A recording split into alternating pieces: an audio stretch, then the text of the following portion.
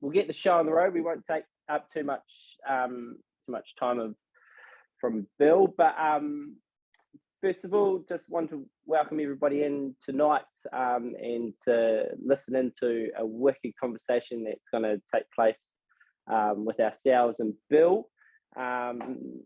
Bill, I ended up becoming quite familiar with Bill through a podcast myself, listening to his incredible story and the way that he his amazing mind and the way that he thinks and processes failure and his relationship with failure and how he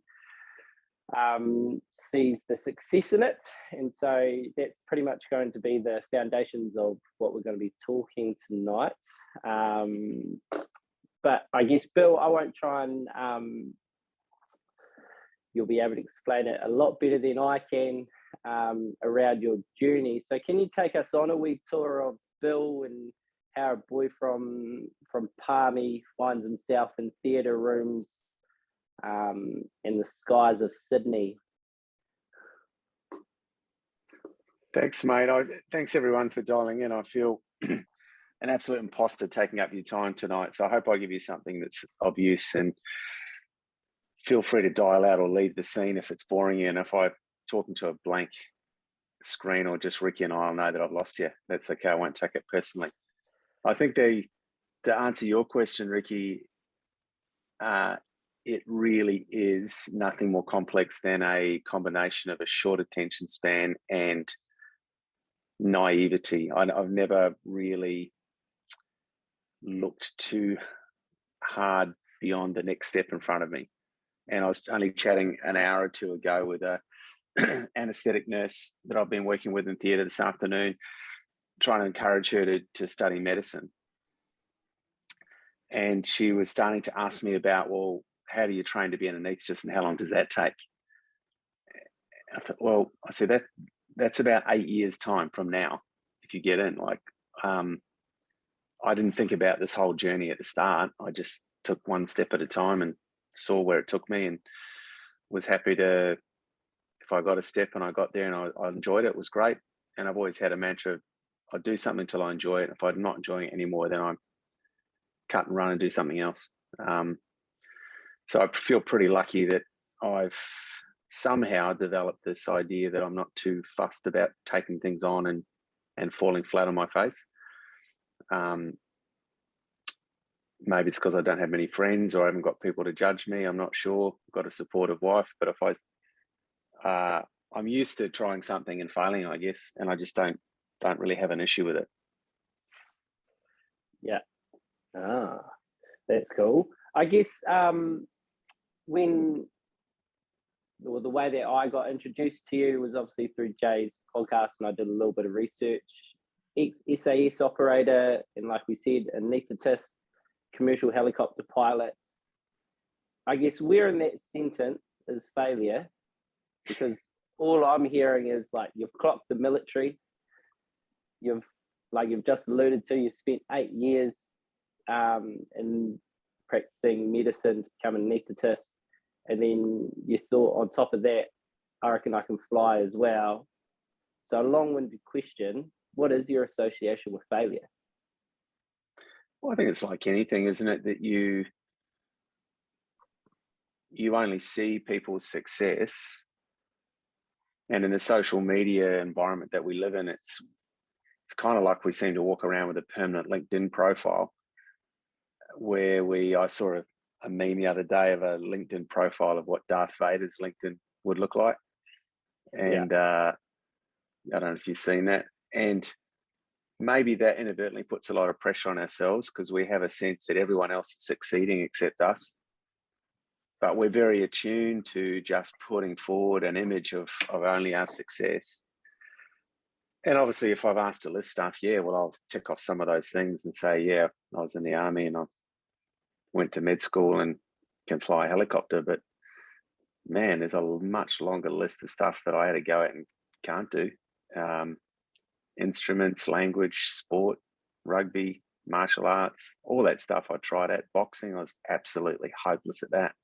Got my clock cleaned multiple times at Palmy Boys trying to box. Yeah, I don't have a particularly good attention span. I'm not a very good student. I've always been disruptive in classes, whatever classes I've been in. So, you know, there's a long list of failures there too. So that's my association with it, I guess. And how we define ourselves or how other people define success. Well, I certainly don't go pursuing those things because I'm looking for accolades or for someone else to say, look at you or look at me. I choose those things because I see a kind of magic in it. I have a sense of, as I said to this nurse this evening, so it's okay. She said to me, I'm worried that I haven't worked out why I want to be a doctor or go for med school. I said, well, isn't it magical to think that you might be a doctor? Aren't you enamored a bit by that magic? Hey man, what if I could be a doctor? Because that's what drove me. The sense of something that was just a little bit beyond reach. What if I could serve in the SAS as an officer? I mean, that just seems completely ridiculous and out of reach. But what if I could do that? I'm going to give that a red hot go. What if I could, instead of looking up all the time saying, wish I could fly helicopters, why don't I just see if I can give that a go? So I guess I've always had a lot of vision in my own mind about what I picture myself doing that. And I guess I fall in love with the magic and the fairy tale of that. And once the gloss falls off it, as it does with any job, right? You know, the day that I was badged into the SAS, my boss pulled me aside and said, you're about to see the unit for warts and all. You know, from up till this day, you've been looking outside in as if it's a well-oiled machine, but you're about to see that actually it's got a lot of broken parts to it, and it's a fair percentage of dickheads and poor performance and stuff that doesn't work. But you don't see that. You only see the outside bit. So I guess it's the same sort of idea. I like to fall in love with the magic of something, picture myself doing that. A very strong visual learner. And if I'm motivated towards something, then I'll do the work. But I have to be motivated towards it. I won't work for the sake of work. I won't study for the sake of study. I consider myself quite lazy, actually. But if I've set a goal, then I'm very, very dedicated to achieving that. I'll do the time it takes to get there. And getting into the unit was a bit like that. You know, I absolutely flogged myself for months and months and months training to achieve that. That wasn't something that came by accident. And same with getting into medical school or becoming an anaesthetist. Those are things that require an awful lot of effort. And as an anaesthetist, that was when I really stumbled quite a bit. You know, I failed my exams for anesthetics a couple of times. It was hard work, and I had to really do some deep soul searching about whether I'd taken on something that was too much. And I had a lot of self-doubt over that period about, geez, Bill, maybe you've taken on too much here. What if you're just not smart enough for this? What if you're just not cut out for it?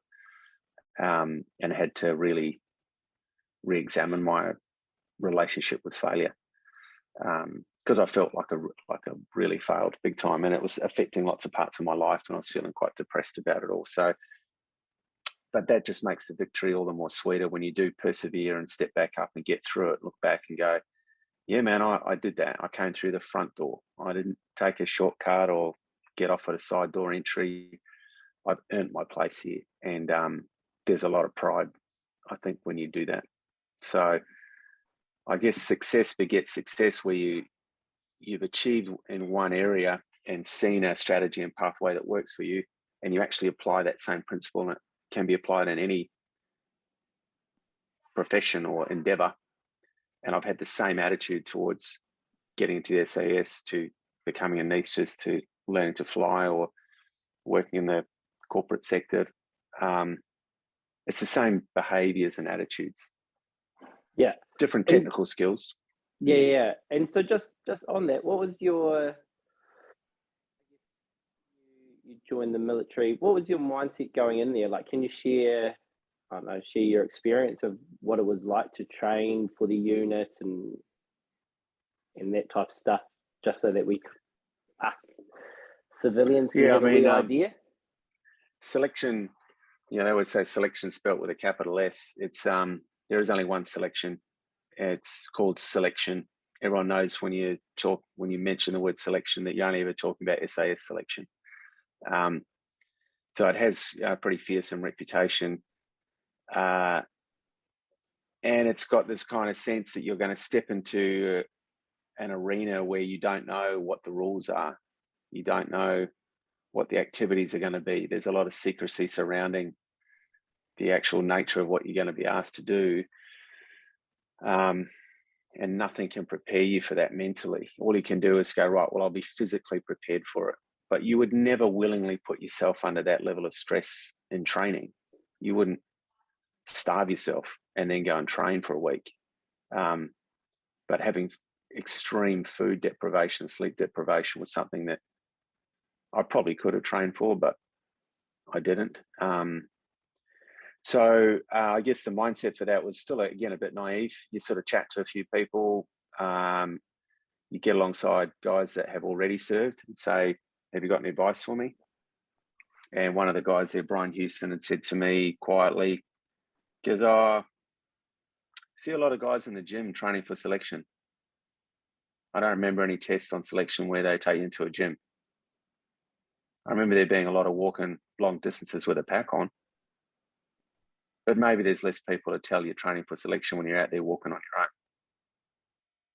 So I sort of heard these sort of bits of advice where I go, yeah, this is about just getting my head down and getting out in the woods and walking 30 or 40 or up to 60 kilometers at a time, just suffering, quietly suffering and building up that resilience that was to come. And so I had a fairly dedicated training program. I worked with some physical training instructors who wrote a program for me, thought about the sort of tasks I might be required to do and thought, really, I just got to be pack fit, walk with a pack.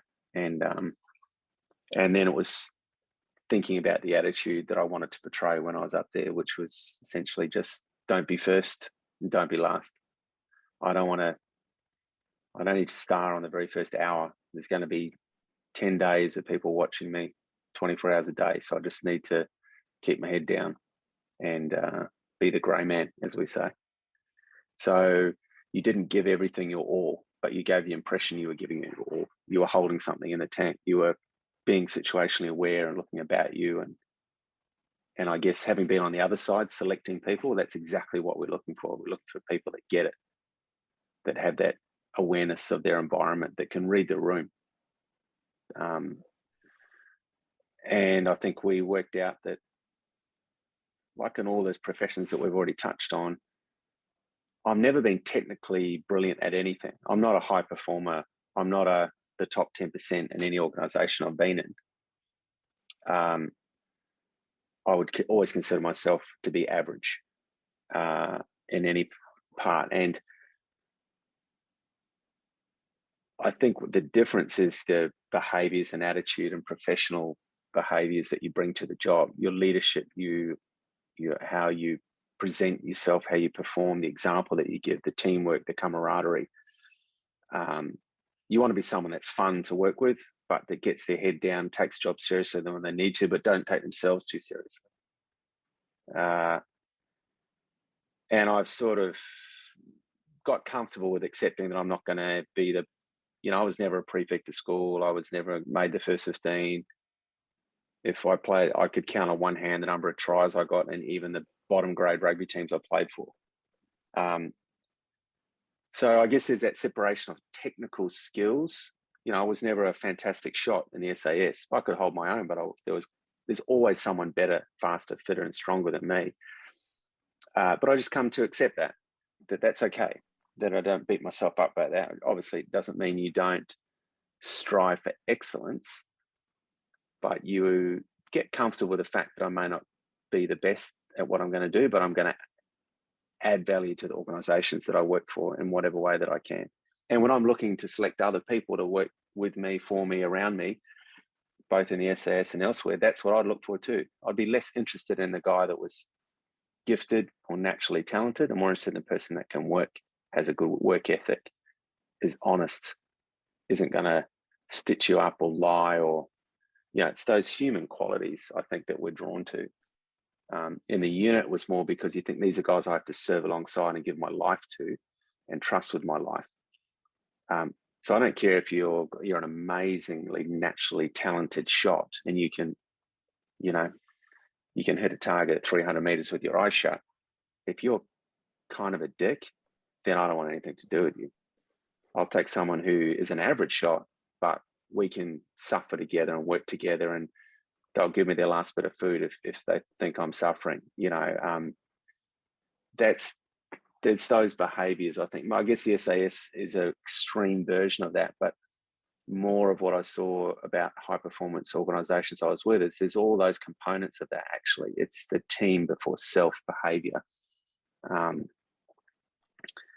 At 1 o'clock this morning, I was called in for a very severe trauma of a young man that had been struck by a vehicle on a highway at high speed and was critically unwell. But everyone in that room, to me, I just get the sense again of that SAS style of behavior. Everyone's thinking, right, what can I do? People are coming up to me going, Bill, do you want me to do this? Can I do that? Do you want me to get some blood? Do you want me to organize this? Everyone was thinking, moving, acting. Everyone's tired. It's 1 o'clock in the morning. No one's bitching that they are hungry or tired or anything else. Everyone's just putting the patient and the team before themselves. I think when you can get a group of people together like that, then there's nothing you can't achieve. And there's a kind of magic and electricity in the room that I find really, really stimulating. And that's when I know I'm in the right organization, the right hospital, the right team, because I can feel that. I want to be part of it. And I have a great sense of not wanting to let that team down. So I think when you find those teams, that's, that performance begets itself, right? And I think that's why the SAS spent so much time trying to identify those individuals, because you can train anyone, I believe, in just about anything. They're not going to be brilliant, but you don't need to be brilliant. You just need to be good and have the right attitude. Yeah, I guess it takes me back to that. The last time that we talked, you were talking about when you were, I guess, part of the selection panel. Was it with the Australian SAS, and one of the soldiers was just lacking a little bit of situational awareness? I guess could you share that story with the group around kind of what was happening or what you could see was happening there, and versus kind of maybe your own experience of you being in his footsteps? Yeah, so I guess that's an example where, so one of the activities that's common to selection courses in the UK, Australia, and New Zealand is we do an orienteering style event. You're given a map and compass, and in close country, in the bush, you're given a grid reference and you have to just find your way there, navigate there. And then when you get there, there'll be a directing staff sitting there on a chair or a tent, not hiding. And you arrive, and then you're given the grid reference to your next checkpoint. And then you work out your direction and bearing to that checkpoint, and then you tell the directing staff what it is, and we send you on your way. So it's again this sort of dual side of what we're asking you to do, but what are we looking for? They can be two different things, right? What we're asking you to do, but what we're looking for might be different things. And some people get that pretty quickly.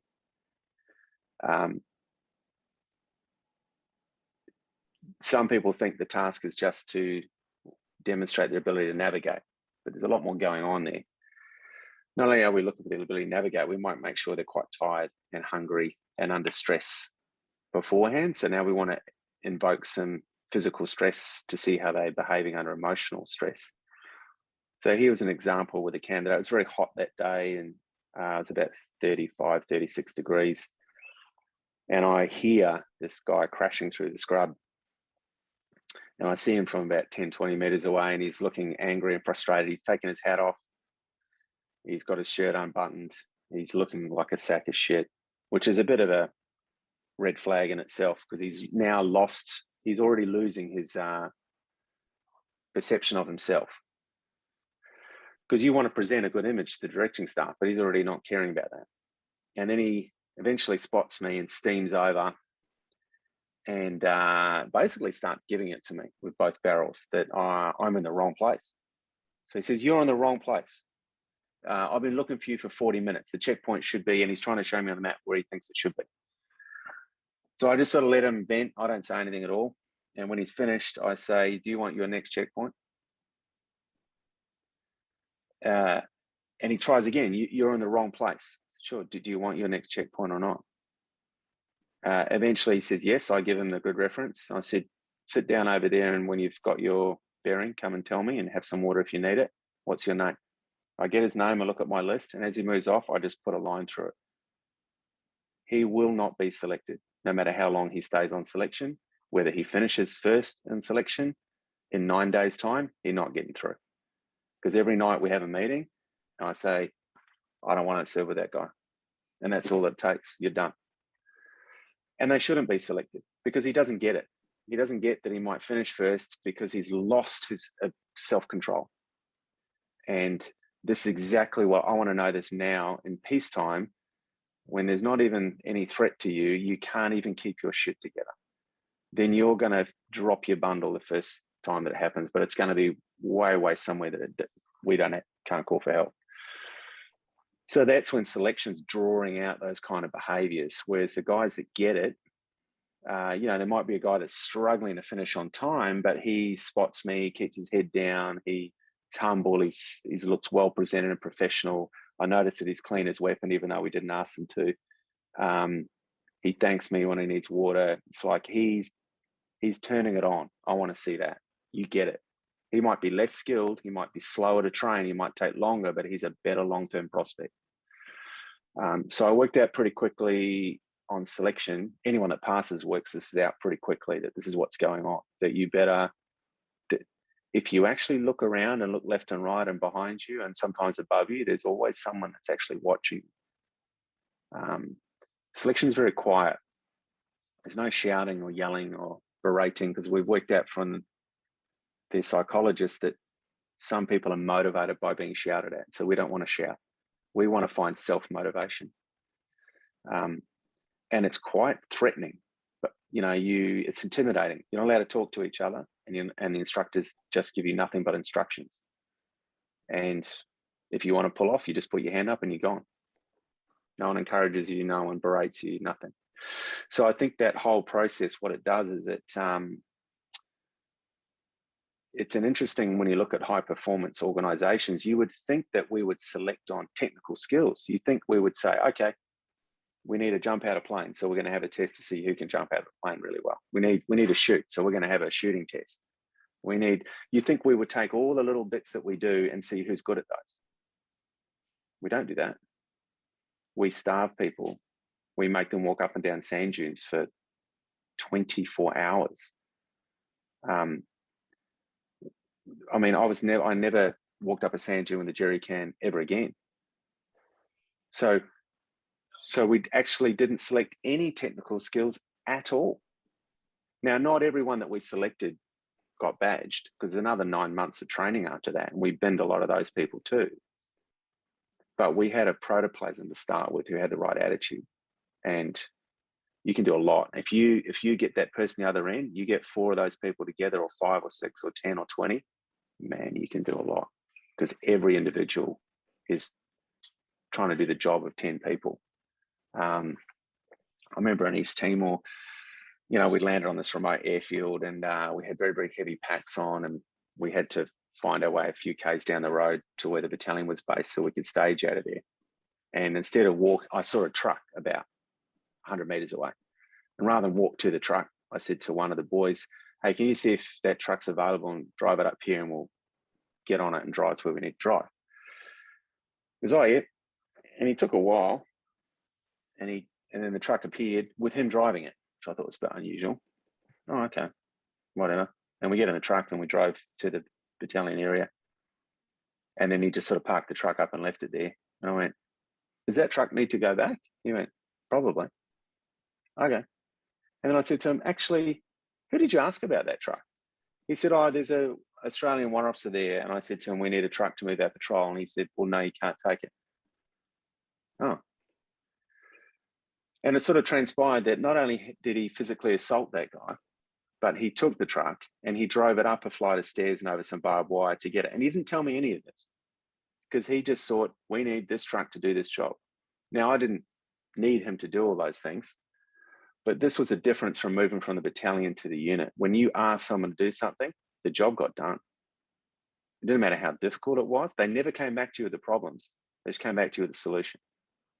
And the same when we were tasked to do things, go find information or go and do X, Y, Z. Doesn't matter how difficult it was, how much you struggled.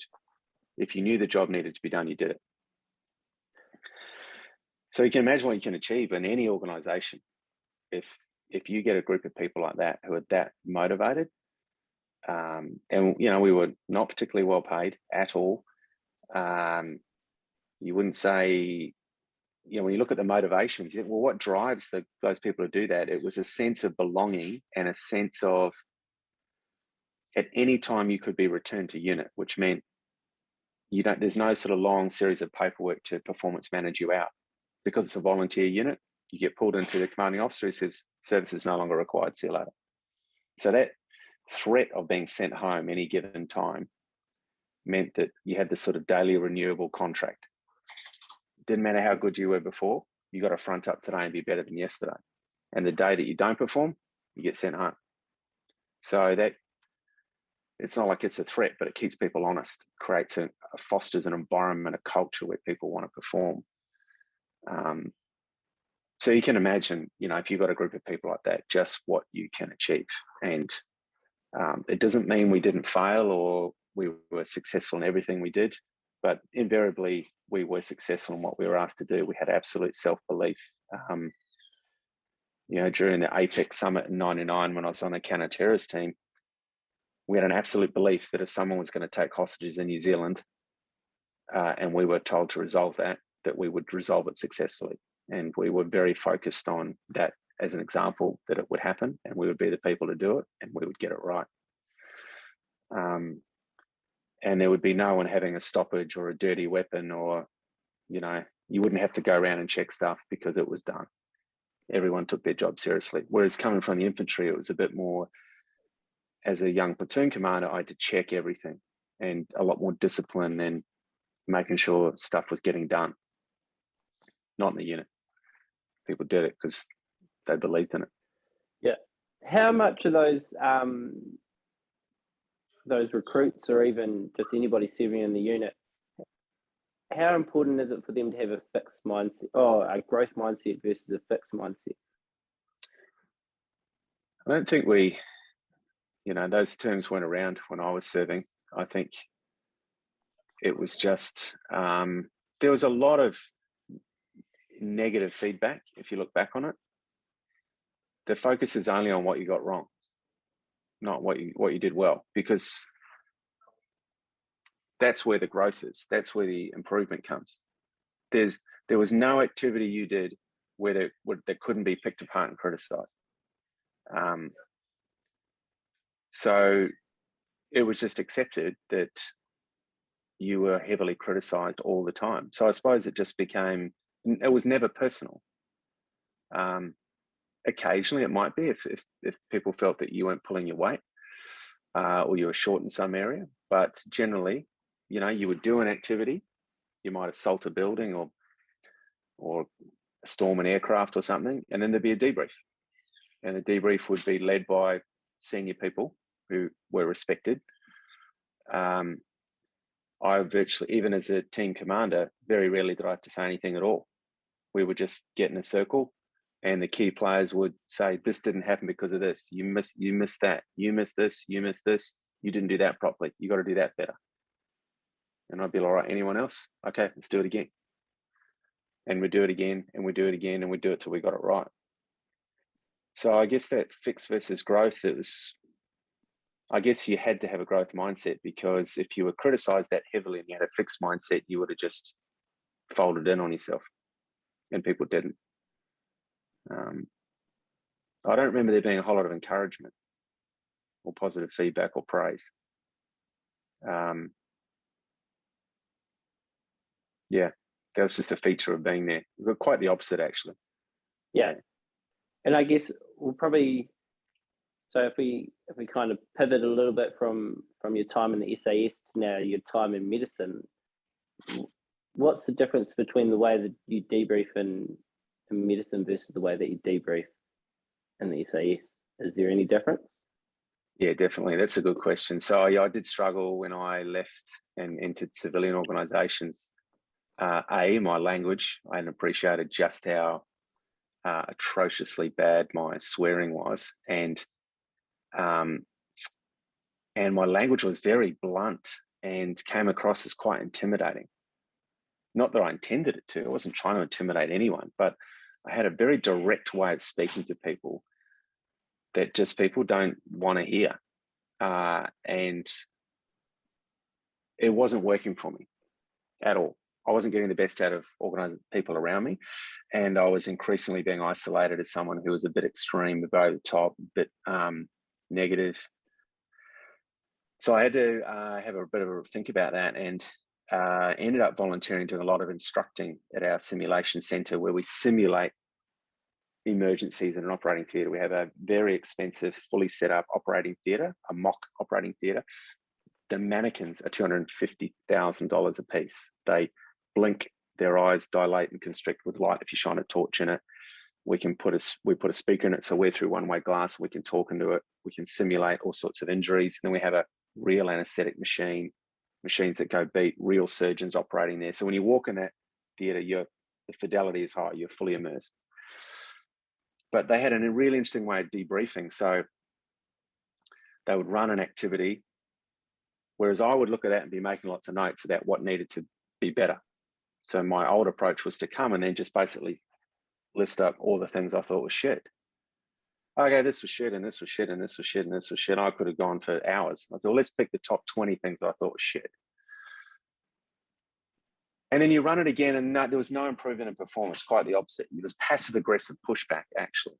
And people disengaging, switching off, not even making eye contact with me. So I'm not winning. I'm wasting everyone's time, right? Because I want them to get better, but they don't want to hear what I've got to say.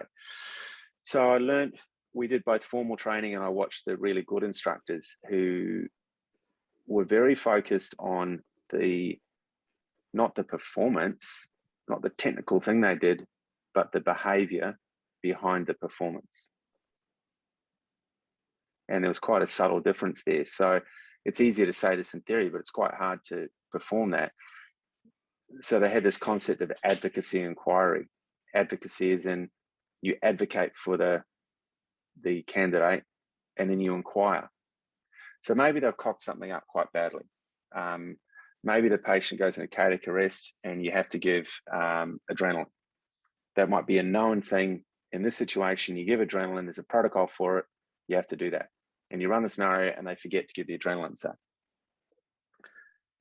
the old me would have said, who was in charge of adrenaline? You? Yeah, okay, well, you missed it. And the patient died. Well done. Don't do that again. You're lucky it's a piece of plastic. Fucking idiot. So now the person feels terrible. They don't improve their performance. And then it becomes a you versus them. This guy Bill's a dickhead. Because the message gets lost now, because they've taken the message very personally. I don't see it as a personal message. I just see it as like we did in the unit. Hey man, let's just get our shit together. Instead, the good ones, they never make it personal. They might say, I noticed, so it's an observation. I noticed that adrenaline wasn't given. Now that's a statement of fact. There's no judgment attached to that.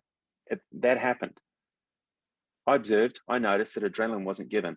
What I'm really interested to understand is why it wasn't given. Because I know that you all know that adrenaline needs to be given in this situation. So what I'm finding really interesting is that it was missed. So you're demonstrating interest in it now. It's like, wow, that was interesting. So instead of me getting pissed off that there was no performance, I'm showing interest. I'm treating them as professionals. I noticed that adrenaline wasn't given. I'm really fascinated to understand why it wasn't given. What do you guys think? And then someone might say, oh, well, it wasn't my job. You go, well, was someone given a job to do that? Oh, so it looks like no one was given a job. I did hear someone say we should give adrenaline. Who was that? Oh, yeah, that was me. Okay, so you said, I think someone should give adrenaline.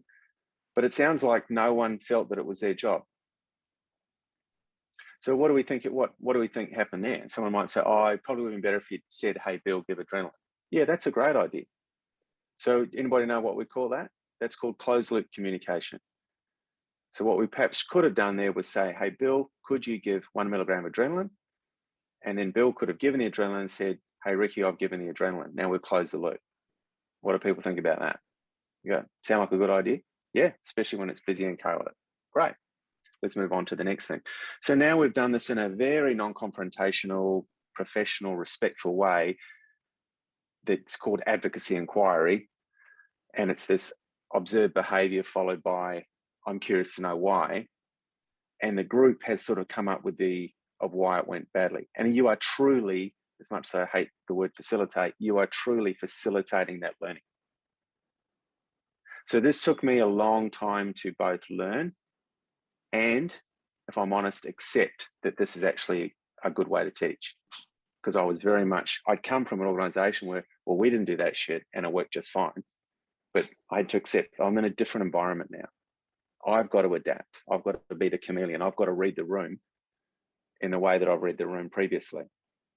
This is a different room now, different people, different motivations. I can't just be that do it this way guy because it's not going to work. So that I found interesting and fascinating and quite interesting looking at behavior and from that way of debriefing and significantly more effective.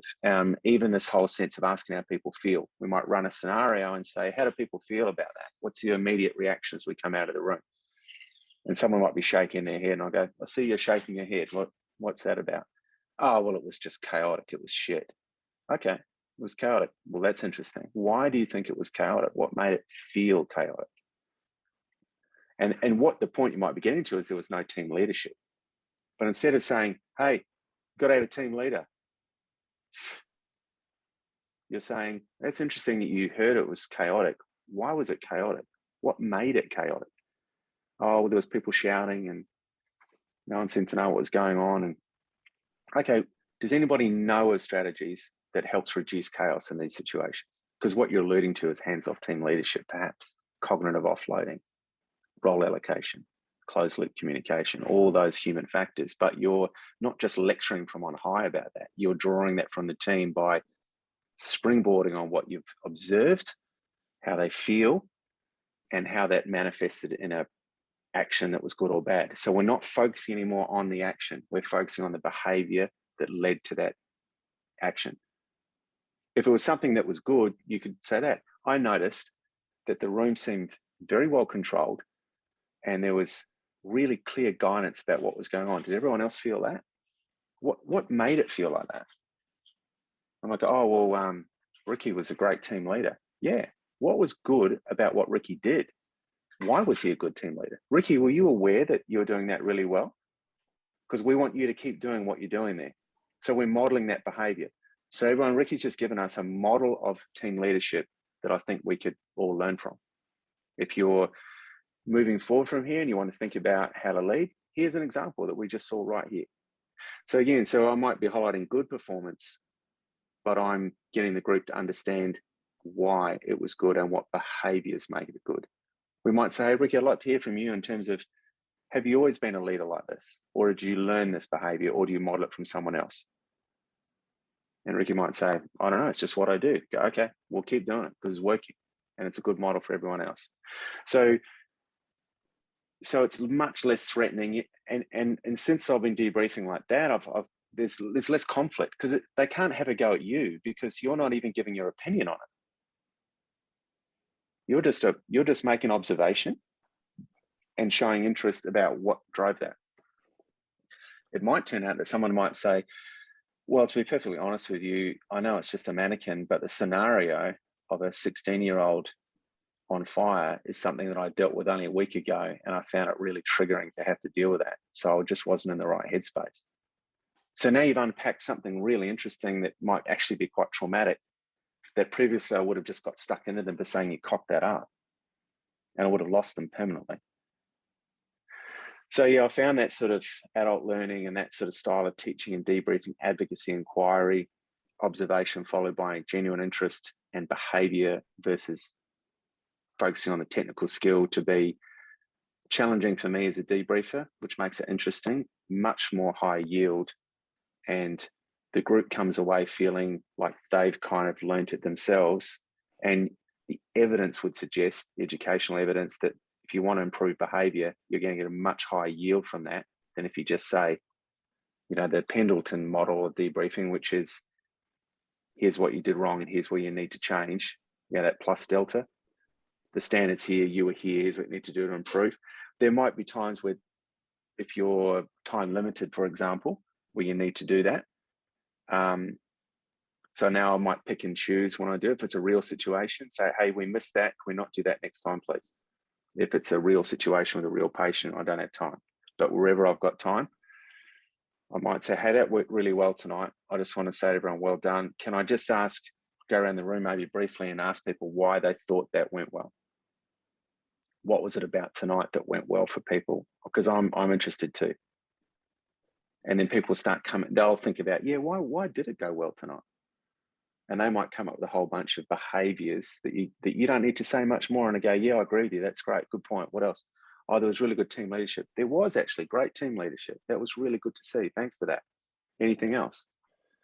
And the group moves away going, no, that was cool. I want to work with Bill again.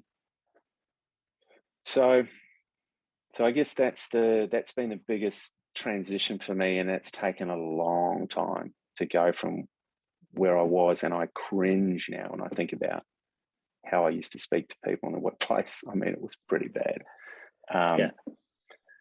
But I think if you're looking back and cringing a bit at your behavior, then you must be growing.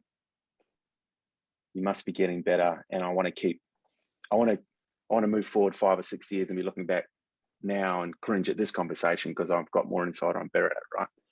Yeah. I think I've become comfortable with that.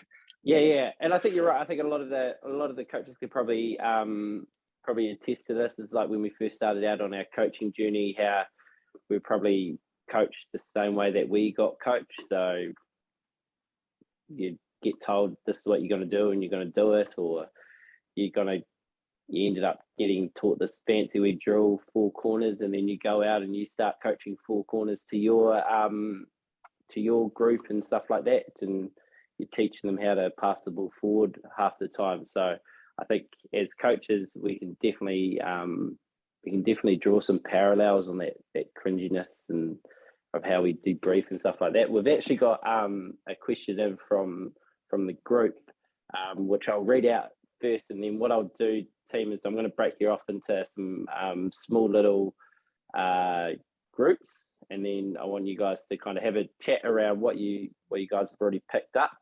and you can either create a wee question within your group to ask Bill, or maybe something to challenge him on. I know that he might enjoy a wee challenge. But the question here, this is in from Blair Baxter. Is there anything deliberate you've seen done or currently do to create a sense of belonging? And Blair, jump in if you want to expand on that. Yeah, that's a really good question. I guess in units that are established like the SAS, you don't need to create that belonging because there's a badge and a uniform and that's associated with that. There's a clear distinction that I'm part of this organization. I'm like pulling on a team jersey, right? So that culture is already there. That sense of belonging is there. It might be more difficult in organizations like what we call flash teams. So a flash team is a team that comes together for a particular purpose that hasn't previously worked together. So we have flash teams in medicine all the time because we come together as a group of specialists into the resus room, the operating theatre, to resuscitate a critically injured patient, for example. So I guess I'm thinking to create a sense of belonging to that team, I have tended to well, here's an example that might be more relevant. COVID. So when COVID first hit, there was a lot of fear, particularly amongst medical people. We didn't know what we were dealing with, and our fear was mostly about dying ourselves because we hadn't yet hit the shores. We were hearing about medical workers dying of COVID like they were dying of SARS. There was no vaccine. We didn't know whether the PPE was going to work. Our colleagues in the UK were texting us on WhatsApp saying, half the people I'm intubating are dying. I saw 14 people today, 7 of them already dead.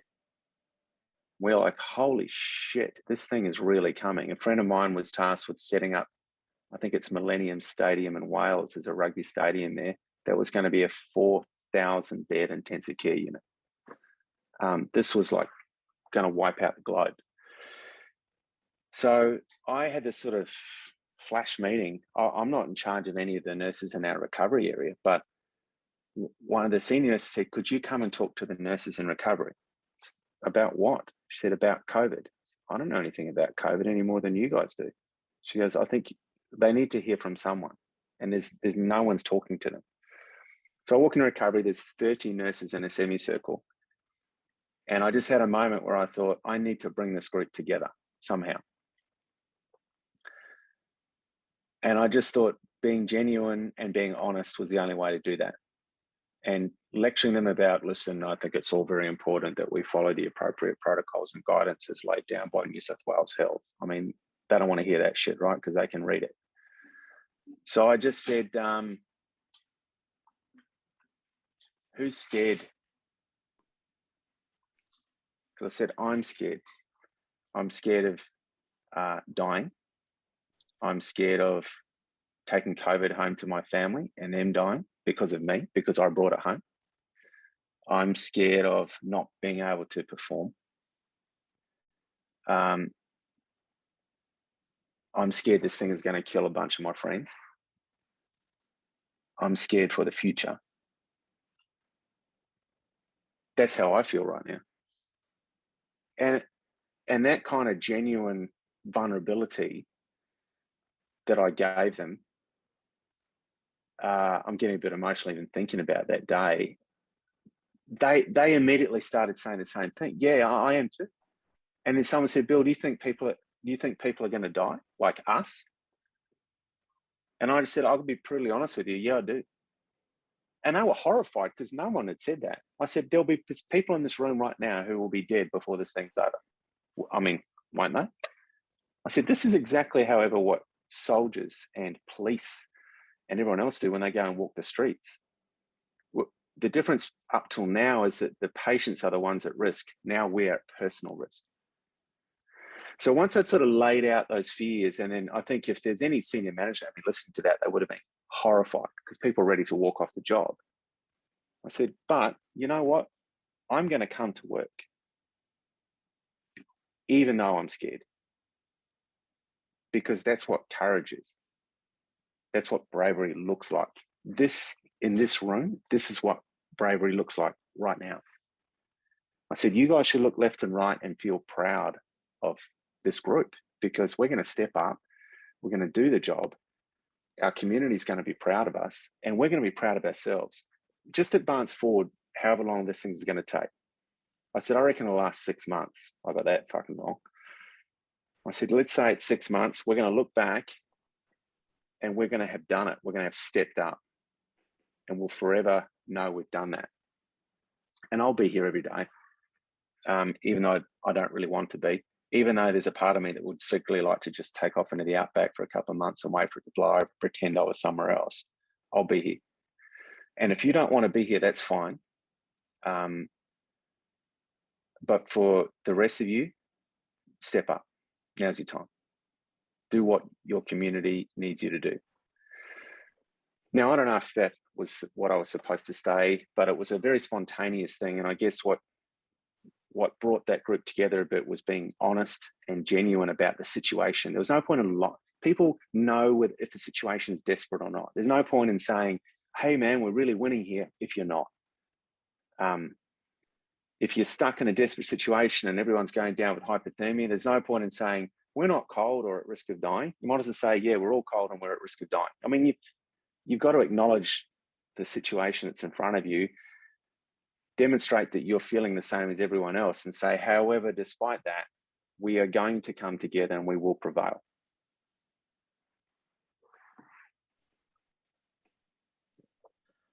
That answer your question, Blair? It's enjoy listening to you, Bill. Thanks so much. Yeah, I don't know how. I mean, that's an example that comes to mind. I think when I try to think more generically about bringing teams together, if I'm thinking about, say, the reception of a patient, we say we've got this multi-trauma coming in, 25-year-old off a motorbike, he's due in 5 minutes, and I've got to brief the team, and I think, God, I don't know everyone here, but I want to bring them together for this task. I say, okay, everyone, I haven't met everyone. My name's Bill. I'm going to be the team leader, if that's all right with everyone. So much more this permission, as opposed to the military style of hands up, who's in charge? Yeah, me.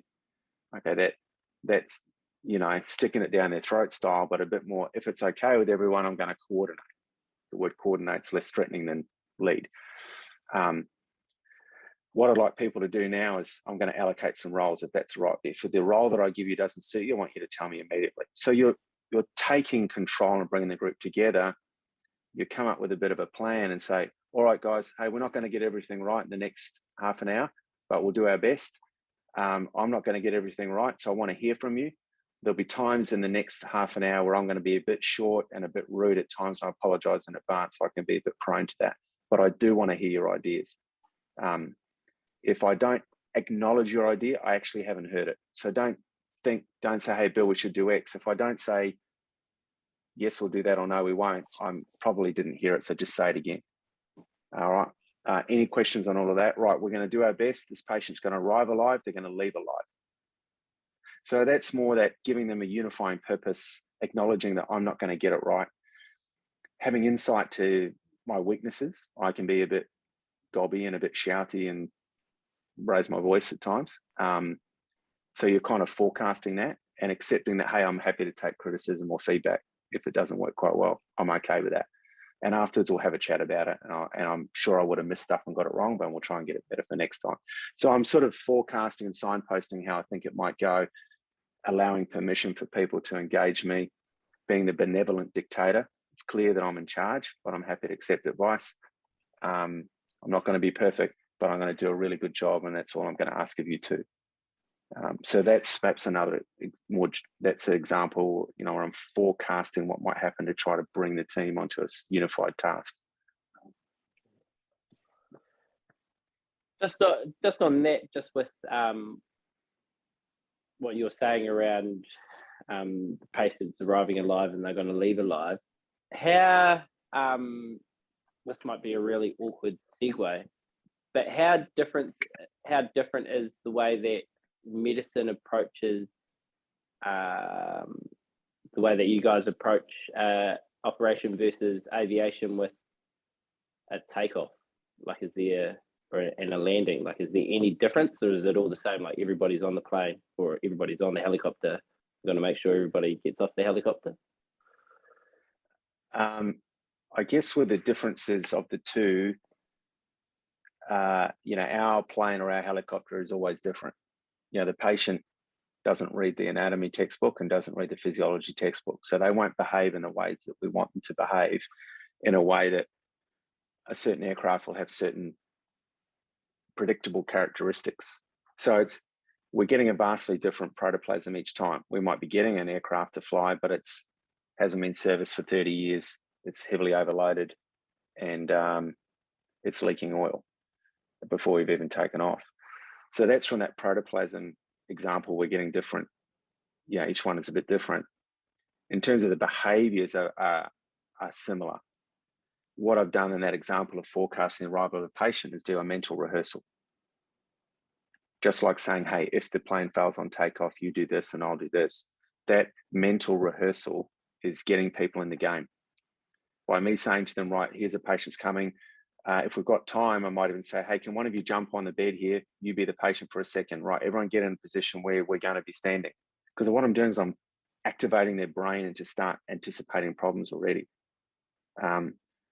This rehearsal and mental rehearsal is a hallmark of the SAS. We spend an awful lot of time rehearsing, planning, thinking, discussing, thinking of all the problems that might happen in a very open and honest way with each other. And that helps with performance, I think. So I'm not sure if that's what you're asking in terms of the aviation medical example, but that's an approach that works for us. Yeah. And I guess how does, it's probably more of like, is there any difference between the way that medicine sees failure and the way that aviation sees failure? I see. Yeah, Yeah, absolutely. Poles apart. Aviation has always, well, for a very long time, had a culture of just cause. This sense that I want to report a near miss or accident because it's going to help someone else.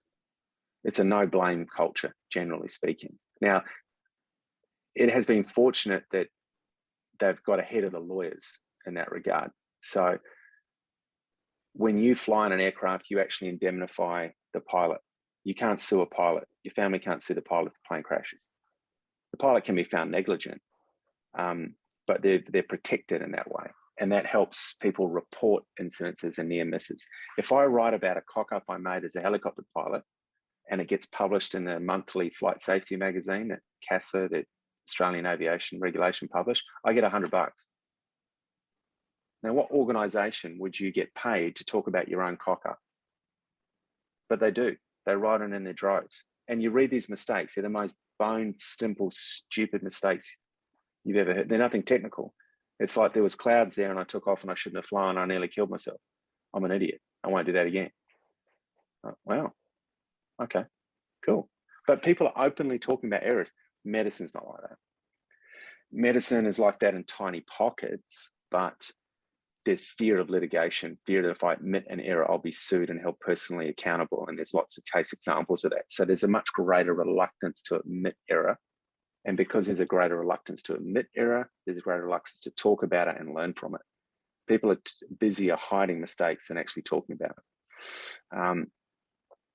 And what I think we find, we get a binary thing. We get two types of, particularly in anesthetics, we get the anaesthetists that openly talk about errors and the anaesthetists that actively hide their errors. And we all know who those people are. So the very senior anaesthetists that I respect the most, who I mentor, one of the features of those people is that they A, make errors all the time. They're not error-free. And B, they openly talk about it. So even if you haven't heard about one of their mistakes, they'll tell you. They spend more time talking to the department about their own cock-ups than they do about anything else. And that just sets a culture for the whole department that A, it's okay to talk about it, and it makes you respect that person even more. I say to junior trainees sometimes, I said, you realize that the more you talk about your own errors, the higher your stock goes up? Because it shows humility and that you can learn, and it keeps you humble. It stops you starting to grow and paint your picture of yourself that you're actually kind of shit hot. And the unit was excellent at keeping people humble. No one was ever allowed to get a big head. You know, the day we got badged, we're now legally allowed to wear the sandy beret and the wing dagger. Obviously, you're probably at great risk there of getting a big head. You worked hard to get there. I imagine it would be similar to getting an all black jersey. You're like, you know, I've arrived, man. And the first thing they did is bring us in and tell us how shit we were, how our particular cohort was the lowest standard they've ever seen. Like, I believed that at the time, but the RSM said to us, you know, if I had my way, none of you would have got through. Remember, you are nothing for at least 5 years. We are carrying you for the first 5 years that you're here until you've actually got something to offer. Now, some of this was theatrics, but it was that keeping people just grounded, that you're not bigger than the organization. You get to the counter-terrorist team, you've been trained, but now you're going to actually wear black kit and carry an MP5 and think, yeah, man, I'm going to hang out with the boys. And the first thing you get is given a broom from the previous year's guys. Here's a broom, it's got your name on it, never be told to use it. This shed is always clean. You sweep it without being asked every day, all the time. You're the last one to leave and you're the first one here for an entire year until the newbies come. And this is just this quite deliberate behavior to keep people grounded, because that arrogance just erodes performance. It's got to be humble and a sense that I'm no bigger than anybody else. And this organization, it's a finger in a bucket of water. When I pull my finger out, the water just closes over that hole. You want to leave, go, piss off. We don't need you. That's the culture that I think helped that strong level of performance. And where I see it in medicine performing well is when you get those same attributes and behaviors When it doesn't work well is when you get the heroes, the rock stars, the sense that I'm actually pretty shit hot. And you can spot that a mile away, right? And I think we're all sometimes a bit at risk of feeling, we've got this within ourselves, the sense of self-confidence, because we can't walk around thinking we're totally shit all the time, versus being humble. There's a bit of a tension between those two things. And I find the way to do that is striving for excellence all the time, the relentless pursuit of excellence, but also freely talking about your own errors, no matter how small they are. It keeps you honest, yourself honest. Yeah. And I guess you touched on that earlier. Oh, sorry, you go, Blair. I just got a question, but I'll take you back to like surgery. You might even have had it in your military space as well. When you're like leading, I can't remember the language you use, so you're sort of in charge of the like a resus team. Yeah, you're the resus team. And you feel or you sense some of the other staff are overwhelmed or starting or high levels of anxiety. How do you adjust their mindset, or what? Have you got any examples or stories you can tell us about your experiences in that space? Yeah, that's not uncommon, Blair, and in the military as well. And certainly well-known strategies that have been well studied and work for me is to immediately task that person with something small and capable that they're capable of doing. It doesn't matter how small their brain is. You're under stress. We've all got that fight, flight, or freeze reflex. Animals do that, right? They just freeze and stop still. And we're prone to do that too. That's why we have those dreams where you're trying to run and you can't move. So the brain, I think, gets that brain lock. It just gets overwhelmed and cognitively locked, and shouting at someone or telling them to sort themselves out, or it just doesn't work. But gaining their attention and getting them to do a task that might be small gets them moving again. It could be for me like, hey, we might have already told the blood bank that we need blood, but I might say, hey, Blair, can I get you just to ring the blood bank?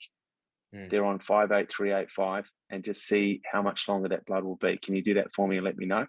So that's a simple task. He's got to go to the phone, dial a number and say, how long will the blood be? But it might be just enough. And when he's done that, I'll give him something else to do. And you'll see them just pick up again. If you get them out of the room, it kills them forever. Right. If I say, hey, Blair, mate, you're not doing anything, you might as well piss off. Right? Which is potentially what I might have done a while ago. Imagine how terrible you'd feel then, right? You leave, you feel like you've let the team down. You're going to be terrified the next time it happens that you're going to be singled out, and your performance just degrades permanently. Equally, there's no point in afterwards saying, hey, Blair, mate, you were amazing in there, when you both know that you weren't. Yeah. Because then your feedback becomes senseless. That might be, hey, Blair, can I have a chat, mate? You have a chat afterwards, go, hey, there's some heavy shit in there, eh? That was hard to see. I know I was struggling a bit, and I've certainly struggled early on with some of these cases because it's hard not to feel quite personally connected to them. How are you feeling in there? So I'm giving some vulnerability, giving him some permission, checking in, just want to check in with you, mate. Might say, yeah, man, I just didn't know what I was doing. I felt really overwhelmed. Yeah, definitely, man. It can happen for sure. It gets easier, does get easier. Was there anything that you think you'll do next time that'll make it a bit easier? Or is there anything that I could have done for you to make it a bit easier? Yeah, actually, I found when you sort of yelled out my name to do something and you told me to run a rotum or something, I didn't know what that was. And I felt really anxious about that and a bit stupid. So then suddenly I've got insight to go, shit, I've actually caused Blair to feel bad about this because I didn't even consider that. So I've gained a lot of insight just in having that discussion and go, shit, mate, I'm so sorry. I didn't realize that you didn't know what that was. I shouldn't have done that. And I can see why you didn't want to say anything in front of everyone. I'm really sorry, man. But listen, I think you're progressing really, really well. And this stuff gets better and better. Right now, it's a bit stressful. Pretty soon, you're going to look forward to them because you're going to want to test yourself. That day will come. It's coming. You'll enjoy it. You're getting there. You're on the right track. So sort of encouragement, acknowledgement, sense of, you know, hey man, I didn't get the quite right for you. I feel like I didn't quite support you there, or whatever. Yeah. So I think giving that initial task to get out of that brain lock, doesn't matter how small it is, allows them to move forward and feel that they're contributing and successful.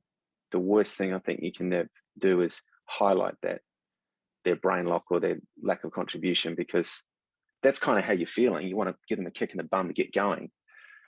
Yeah, it's hard to come back from that once you've done it. I got a follow on question. Go ahead, brother. Yeah, I was just interested in how you unpack, like, you've talked a little bit around like removing the emotion in the conversation, objective feedback, and what was it? Observed behavior, then followed by curiosity. Is that something that you guys are trained in, or you've just, is that? No, definitely. We're definitely trained in it. There's a lot of advocacy inquiry is the term that we use. Even if you Google that, I'm sure you'd find some papers on it. I'll dig up some stuff that we've sent and send it to Riki, and you can share that. There's things like the Gibbs reflective cycle, Gibbs, Gibbs, Gibbs reflective cycle is the sense of taking the adult learner through the cycle of reflection and then reflective process of themselves. So we often say you've got to debrief before you can debrief. You know, we check in to see how people are feeling first, because if they're actually really angry or emotional, nothing you say is going to go in anyway until you've unpacked why they're feeling so angry, or however else they might be feeling. So yes, this is a very, very practiced, drilled, learned debriefing behavior that ends up looking very conversational. And for our early debriefers, we give them a script to follow, and it's a bit clunky and a bit scripted until they become more skilled at it, and then it looks like a conversation. So let's say I've got learning objectives for that lesson. It might be, right, we're going to learn how to use a defibrillator, do good CPR, and give adrenaline. Those are my 3 learning objectives. And then we run a scenario and see if they do it. When I go to debrief, I've got 2 options. I can say, now, that was a scenario about a patient in cardiac arrest, and there were 3 things I was looking for, and you only got 2 of them, for example. Or I might just keep those learning objectives to myself. And then when I say, hey, so how do we think we went there? And people might say, yeah, we got it, we nailed it. Cool. There is a protocol for this, isn't there? Why don't we compare our performance against the known standard, the protocol? Let's have a look at that on the wall. Okay, so there's 3 things that are important there. So let's just go through. Did we achieve those 3 things? Do people think we got there? So again, it's not me saying to you, it's you comparing your performance to a known standard. And then we might unpack it from there. So these are different ways of coming at the same thing, but the evidence supports this, that if the adult doesn't reflect on their performance, they're not going to improve their performance. And you just saying, do it this way, does not end up in general to an improved performance. It seemed to in the military, but probably because we bought into that. And really elite teams, I think, can probably, when people are highly tuned that, okay, the team's more important than me, I know this person's a guru, so I want to listen to what they say, it probably works. I'm finding the newer generation of people that I'm involved in training could not give 2 shits who I am or what my qualifications are. So whereas I trained, if I knew this person was a guru, then I'm going to hang off their every word. I'm going to hang out with them until they tell me to piss off. I'm going to come on days off to soak knowledge out of them, because I've got a sense that this person's top of trade. I want to get alongside that.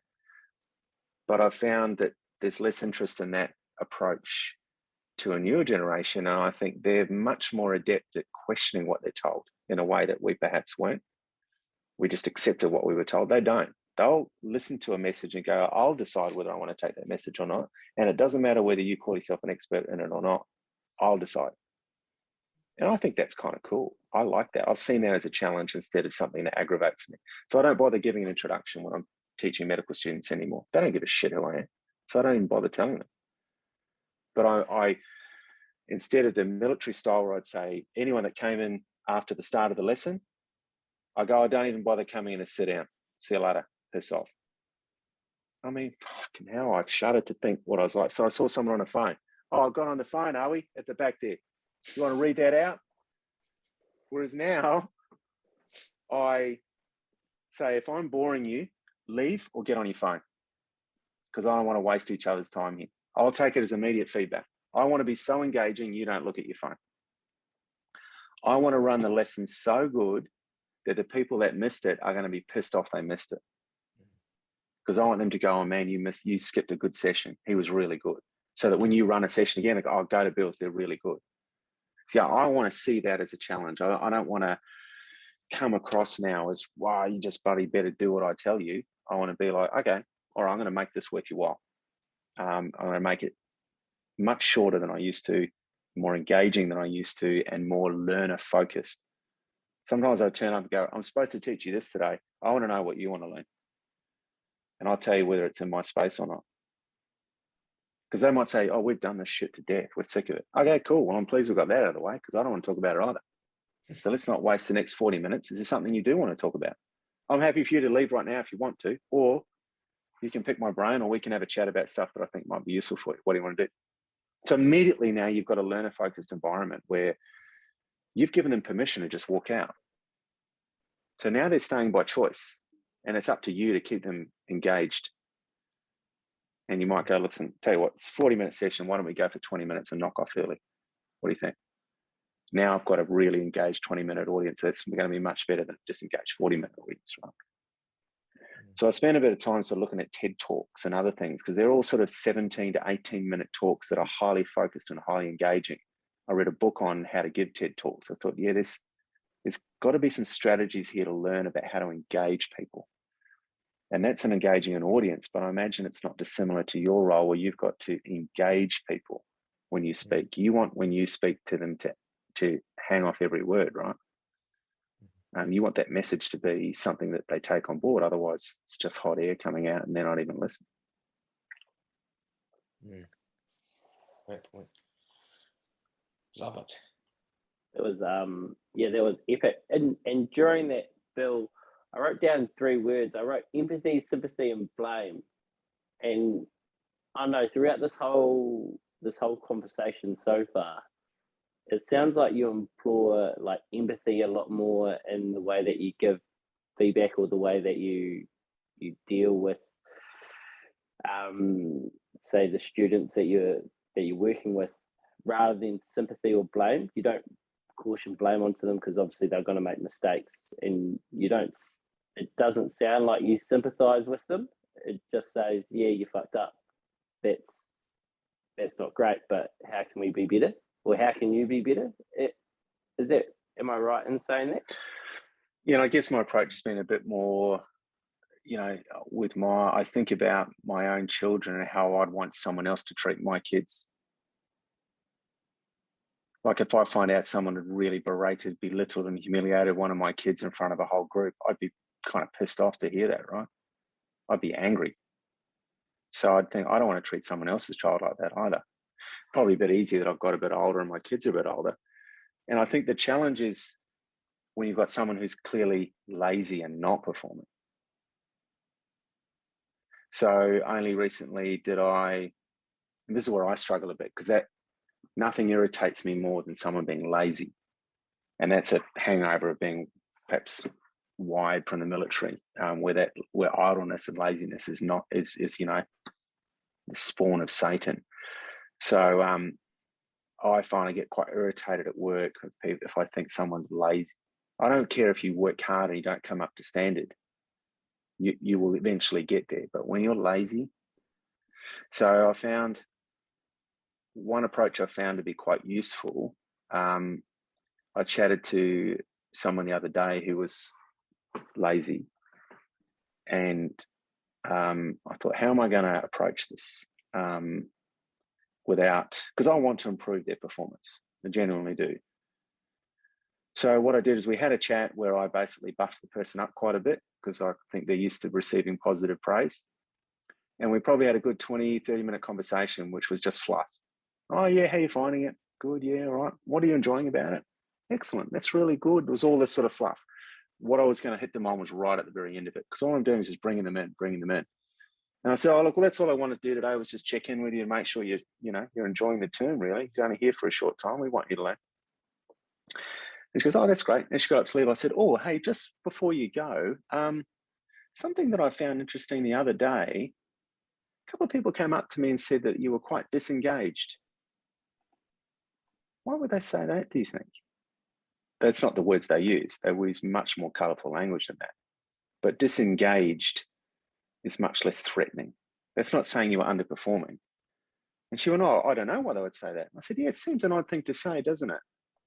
She goes, who said that? I said, well, it was more than one person. So I didn't see it myself. So, I can't comment on it. But it's a bit unusual for more than one person to come up to me and say, hey, so-and-so's disengaged. Do you think there's something you might be doing that's giving off that vibe? Because maybe you're not disengaged, but you might be giving the perception that you're disengaged. And if people think you're disengaged, then they're going to treat you like that, and your career is going to come to a stop pretty quickly, despite the fact you might be really good at your job. Now, she's not good at her job. She's technically improficient. She's incompetent, and she's idle. But instead of me pointing all that out, I'm going to get no feedback. I'm going to pick one thing, her engagement. And I'm going to put it in a very I'm not saying you are disengaged. I'm saying, listen, I haven't seen it. Other people, because they've said to me, she sits on her phone and texts her friends instead of being involved with the case. So I've got some examples in mind. And I said, well, you tell me, why would people say that? People don't make this stuff up.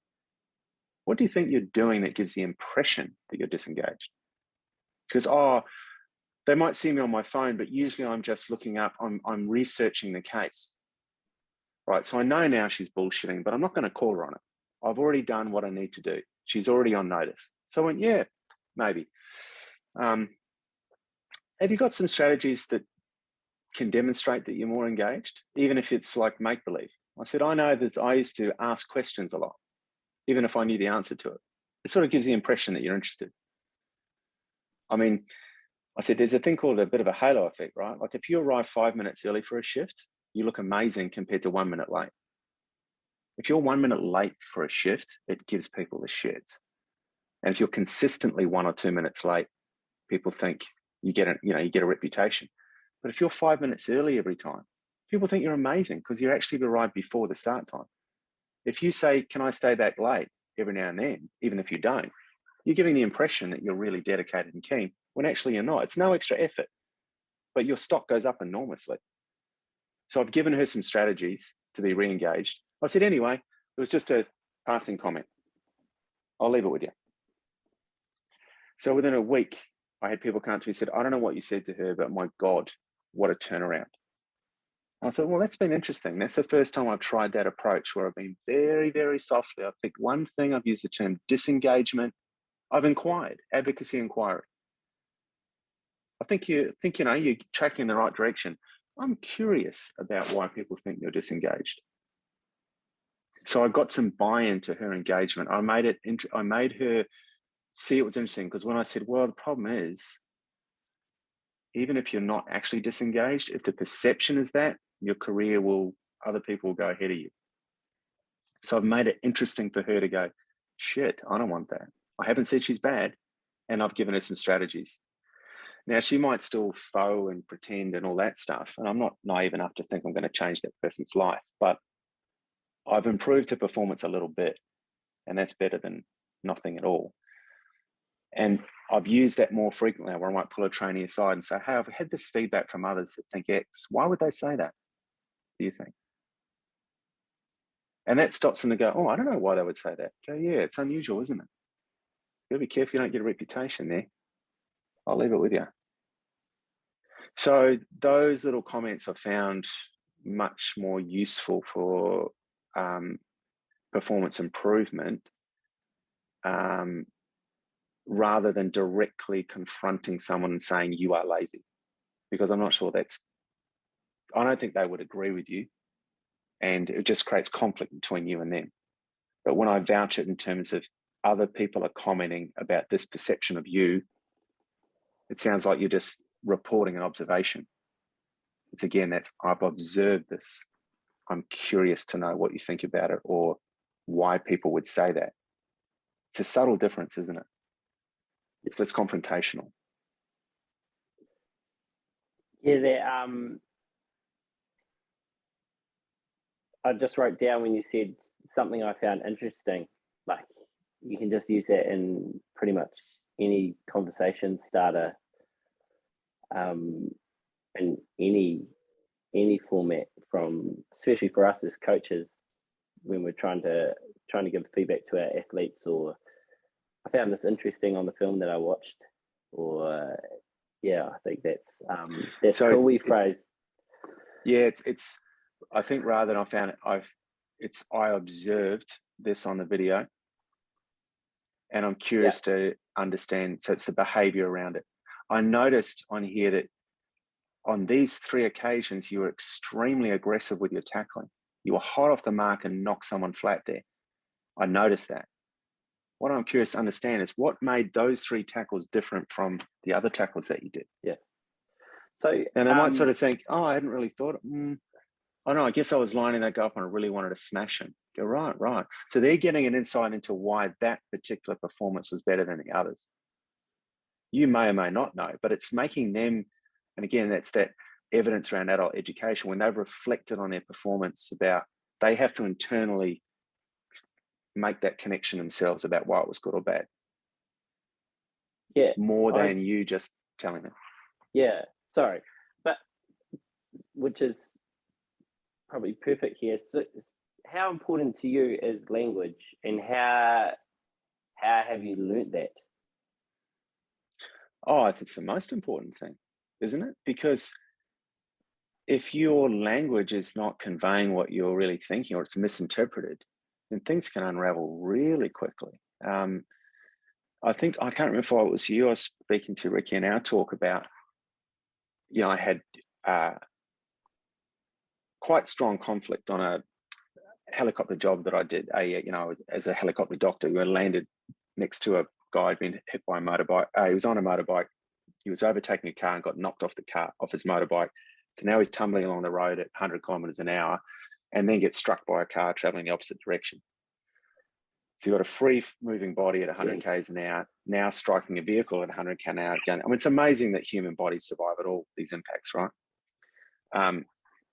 It's 45 minutes till we land on scene from where we're flown from. It's quite a remote area, and surprisingly, he was still alive. He didn't last for too much longer, but I arrive in what is clearly a very critical situation. I recognize immediately that this patient is unwell, as the euphemism we would use. He's got an obstructed airway, he's having a hypoxic seizure. It's an ugly scene. Yet I've got some paramedics who have arrived who, to me, just don't seem to get the severity of what's in front of them. And they're lazily or slowly trying to put in a second cannula into a patient, where I'm looking at this guy going, he needs to get to an operating theatre immediately.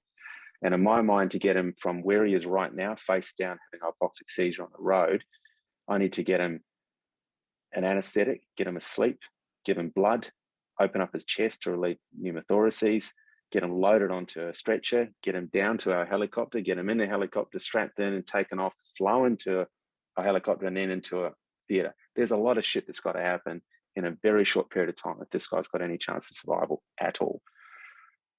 So I just launch immediately into the old Bill Bestick style of SAS leadership. And I start telling people what needs to happen. Now, in the old environment, shit would have just happened. That's why I've reverted to that, because under stress, I've reverted to my old style of my primacy of learning. And after I've barked a set of instructions about what needs to happen, nothing happened. It's like I hadn't spoken at all. There's about 5 or 6 paramedics. And I'm thinking, did I just dream that I said that? Or did people just literally not hear me? So I said it again a bit more forcefully. And then people sort of slowly started doing stuff. And there was a bit of muttering going. There's a lot of back chat. And I'm perplexed, thinking, what's gone wrong here? I don't even know. These people haven't had a chance to hate me because I never even met them. I've missed the mark here, but isn't it clear what needs to happen? So I was pretty frustrated, and I found that I just got louder and more forceful and more colourful language. And I got angry. and I felt I need to advocate for this patient. I can't figure out right now why it's not happening, but man, it's going to happen. You either get on board here or you piss off. So very aggressive leadership on my behalf. And we got the patient to a theatre alive, and he died some hours later. And I felt that we'd done as much as we could have done. And then later I spoke to a senior colleague and I said, hey man, I'm really, really angry about this job today. Like, I feel like clinically I did everything I could, but it was like running in treacle. Everyone was against me. And I don't want to be that guy. And I can't figure out what I've done that's so wrong. So I talked him through it, and he said, he goes, well, I think a couple of things have happened here. With your experience, you immediately have seen a situation that has not yet been processed by the team around you. So can you imagine for them, they're not thinking, hey, this guy's that unwell. They know he's had a serious accident, but they've not seen patients this unwell before. In their brain, they're not thinking about the logistics of him getting on a helicopter and getting blood and getting a tube and going to theatre. And you've just arrived and started spraying them with what they have to do. What response were you expecting? Of course, they're going to mutter under their breath and not be interested in what you've got to say. I said, well, what else should I have done? He goes, you've got to share that mental model first. You've got to bring them along the journey, get them to where your brain is before they're going to agree to do it. So if you've just taken a breath and thought about how you were going to speak first, as much as this frustrates you and as much as you think it's unnecessary, because you just think people should just do what they're told, this is not the military. So you've got to recognize there's a change in environment now. So if you, even 30 seconds delay would have been worth it in the long run, because if you'd delayed an extra 30 seconds to get your thoughts together and convey your mental model first, you would have got the team working together, which would have been faster in the long run. So if I'd taken a breath and went, and this is these sort of pacing leading supposition techniques where we point out something obvious that's irrefutable first. Then we lead the team to your own conclusion, which sounds like it's a logical conclusion from what you pointed out, but it may not be. So, for example, instead of me arriving and spraying at the team, I arrive and I go, hey, everyone, can I get your attention for a second? My name's Bill. I'm going to coordinate it if that's okay with you. Hey, I notice that this patient has an obstructed airway and the blood pressure is 60 systolic. That makes everyone look at the monitor. So now I've taken an irrefutable fact. This is not opinion. It's not judgment. I haven't got there yet. All I've done is point out something that is irrefutable. I'm not saying, hey, the blood pressure is a bit low. I'm going, oh, hey, look, the blood pressure is 60. Normal is 120. So I let people process that for 1 or 2 seconds. And then I'm going to lead them to a supposition, to a conclusion that they may not, that is actually what I want. I think we'd all agree. This is me leading them. By saying I think we'd all agree, that's called social proof. It sounds like we've all agreed on something, which we haven't. That makes it harder for someone to oppose it. So when I say, hey, the blood pressure is 60, I think we'd all agree that if we don't get this patient to a hospital very, very quickly, he's going to die here. That's the supposition. So I've statement of fact, led them. I think we'd all agree that if we don't get him to hospital soon, he's going to die. Pretty hard to refute that. But I'm using language now that sounds inclusive and collaborative. If it's okay with everyone, I'm going to give some directions at the moment that I think will get things moving quickly. I think we'd agree he needs to get an RSI, get an anaesthetic immediately, get some blood, get in our helicopter and get to Westmead Hospital in as short a time as possible. Does anyone have other burning suggestions just at the moment? No? Great. Could I give people some tasks that would help achieve that? So when I initially grappled with this, I'm like, well, why should I have to do that? I'm in charge. Just do it. But I've seen the value on it and seen that actually if I take a breath, I share the mental model, I'm sharing what I'm thinking. I take the time to, albeit truncated, hey, look at this. I think we'd agree we need to do this. If it's okay with you, I want to make these things happen. Any other suggestions? Let's do it. Let's do it. We can do this. That benevolent dictator. Acknowledgement that if I miss something, you should tell me. Like I said, my name's Bill. Just say, hey, Bill, you forgot X. I want to hear it. I'll probably miss something. I usually do. Not that I want to, but I usually miss something. I need all your help here. Bit more humble, bit less dictatorial. It doesn't come across as arrogant, because even when I'm barking orders, it's not because I think I know what needs to be done. I just want shit to happen. Sounds less stressful, and has been infinitely more successful taking that approach than the previous approach. So that's language. That goes back to your language. That I've spent an awful lot of time thinking about how I communicate and what I say and what impact it has on people. Because it took me a long time to realize that actually the way I speak is quite aggressive from my old self. And when I'd get amongst ex-military friends now, people are still serving, I'm like, I'm shaking my head going, man, now I see it. Now I see it. So it's that reading the room. Yeah, and I guess with the, what have I tried to, like, it sounds like there's a lot of self-awareness, like, because from what I'm hearing, from the first time that you jumped into a helicopter with that victim or that patient to the next time you did it, there's a lot of self-awareness to get better from your last mistakes. Like, who created that environment for you, or is that just your own self-improvement or self-evolution of just wanting to get better?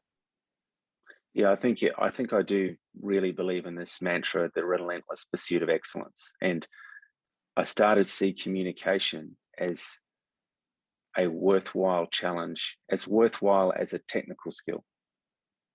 So when I look at novices, and I'm the same with when I've learned new skills. And so I think it's really important to keep learning new skills like instruments and flying a helicopter. And it's just something new and challenging, is that it keeps you humble. And I find with novices that come into my job as an anaesthetist, they're very, very focused on the technical skills, probably rightly so. They're desperate to know how to put in a cannula well with high success, or intubate, or at the expense of their ability to communicate and do those other things. You know, sometimes we break those up into technical skills and non-technical skills or human factors. Aviation has long learnt that 75% of aviation accidents are caused by human factors.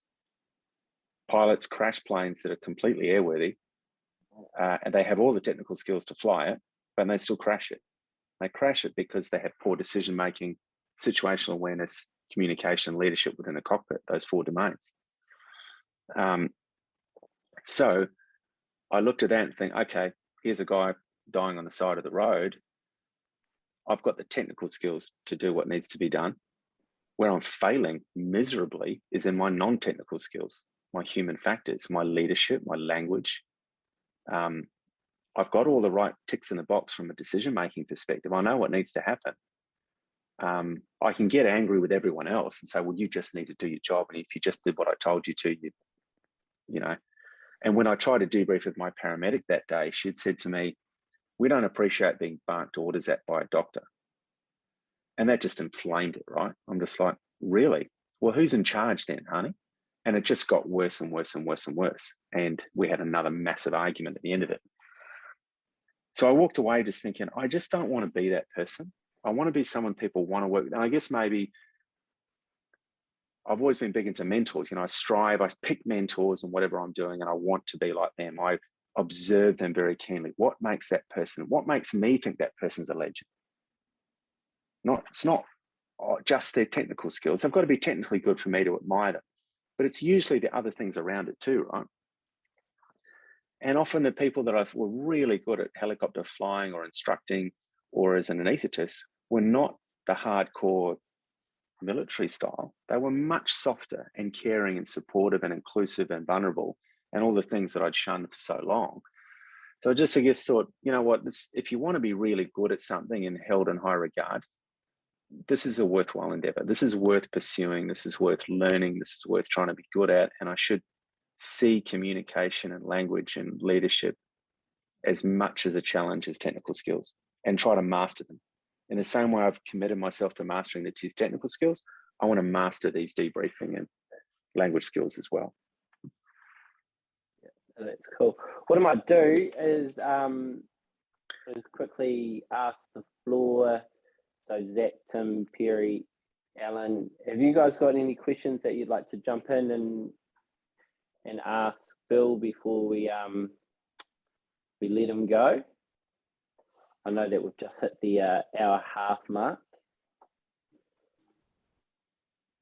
I've got one question.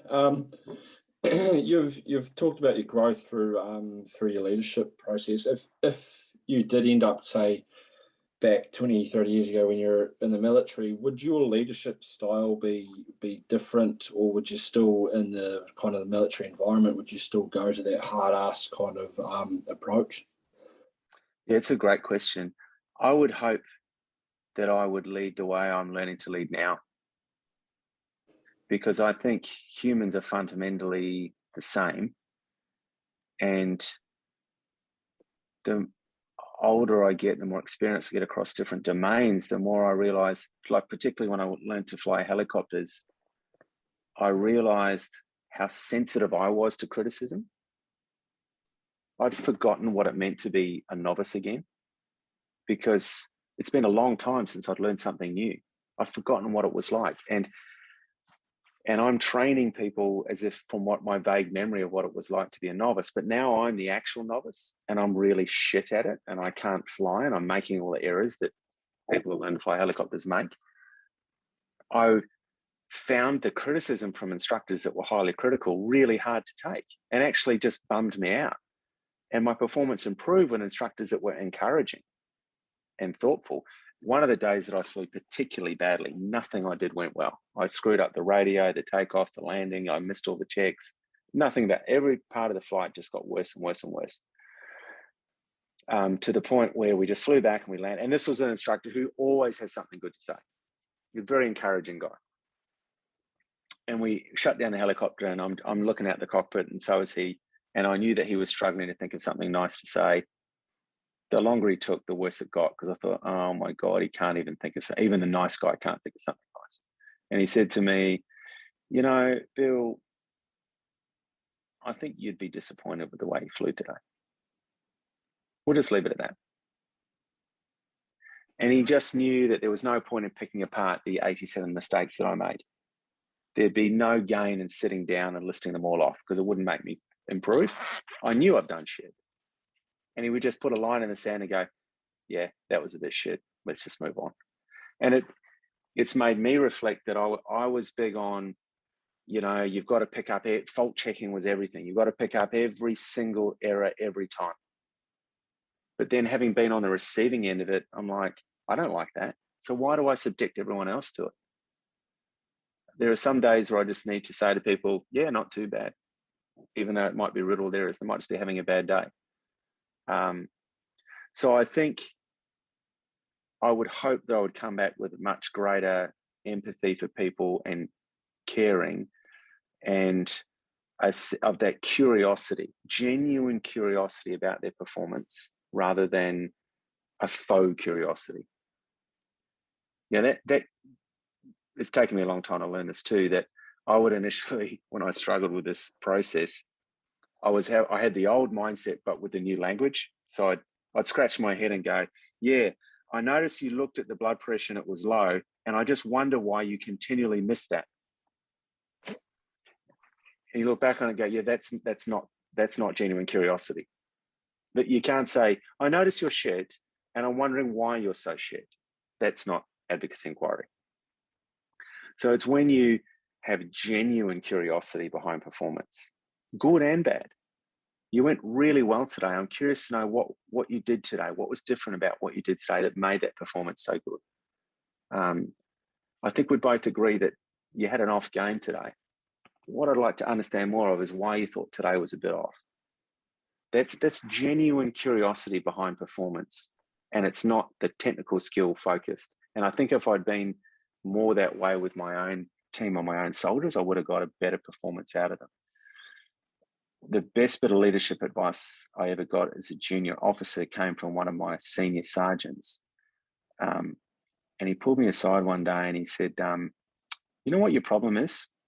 I hadn't asked him what my problem was, but I felt that he was about to tell me anyway. He said, you never let the boys beat you. Why is that? I said, what's that supposed to mean? He goes, you never, if you think they might beat you at something, you won't do it. You only, you know, you're a good runner, you're faster than them. So you'll set running events to make sure that you can beat them. You'll practice something and then you'll set a competition so you can beat them. Why? I said, well, that's about leadership. That's demonstrating that I can do the job, you know, better than everyone else. You know, why does he think that makes you a better leader? What are you scared of? That they're going to see that you're who you are? Do you personally think you're fucking amazing? They know that you're not. Your leadership would be better if you let them see you fail. And I couldn't get my head around that as a young, full of testosterone, young buck. I just couldn't get it. He said, you'll come to a platoon function, you make sure you arrive fashionably late and leave before you get too drunk. Why?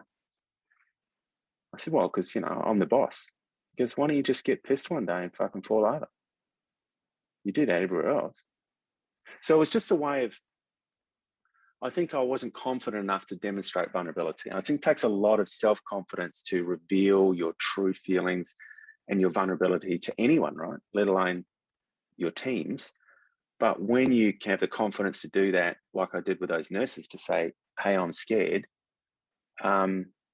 it's more powerful, I think. It's more human. And people relate to it and they believe in you more. So I think I would like to think that I would go back and do that. I literally cringe. I could give you hundreds of examples about the cringeworthy behavior that I did. When I would run them for physical training, after the Christmas break, when you came back, you had a physical test, like a 2.4K run. You had to run in 10 minutes, 2.4Ks. Not that difficult for young men. 30 push-ups and 100 sit-ups. You had to do that every 6 months. If you failed that, you had to do remedial PT every day at 5 p.m. until you passed. And the platoon commander had to do remedial PT with his soldiers that had failed as a punishment to the platoon commander. So I would say to my soldiers, I will run the remedial training at 5 p.m.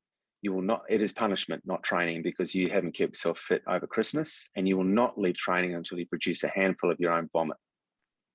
And I would flog them until they spewed, and you weren't allowed to lead the session until you vomited. And I just thought that was an acceptable way to lead people. I mean, I cringe at that kind of behavior. I just thought that was a way to do it. Where I think there's a much more effective ways of doing it now. You can get away with it in the military a bit more, but it doesn't mean it's the right way to do it. That's a wicked. That was a great question there, Zach. Awesome answer too. Cheers, Bill. Perry, Tim, Alan, anything from you guys? No, I had a similar question to that one. Yeah, I don't really have any questions, but it's been like I coach Colts, and we just noticed like the last couple of years the attitude change in players is not sit there and listen. They've also, I think, coming from first 15, they've had a lot of smoke blown up their ass about how great they are. So they come in thinking they're fantastic. And I don't want to be in Colts, I want to be Div 1, and I'm good enough. And so like a lot of what you were talking about was awesome and like really relevant for just trying to break down some of those barriers and how you communicate to these young men that are ready to take on the world. Because it's not a style of where you can see it. Like if someone yells at them, they just shut off, drop their head and don't listen. So yeah, it's been really good. You know, I can imagine the challenges there must be there, Tim. And I'm just thinking, you know, I wonder if you say it said, look, I mean, this more as a thought experiment perhaps than anything.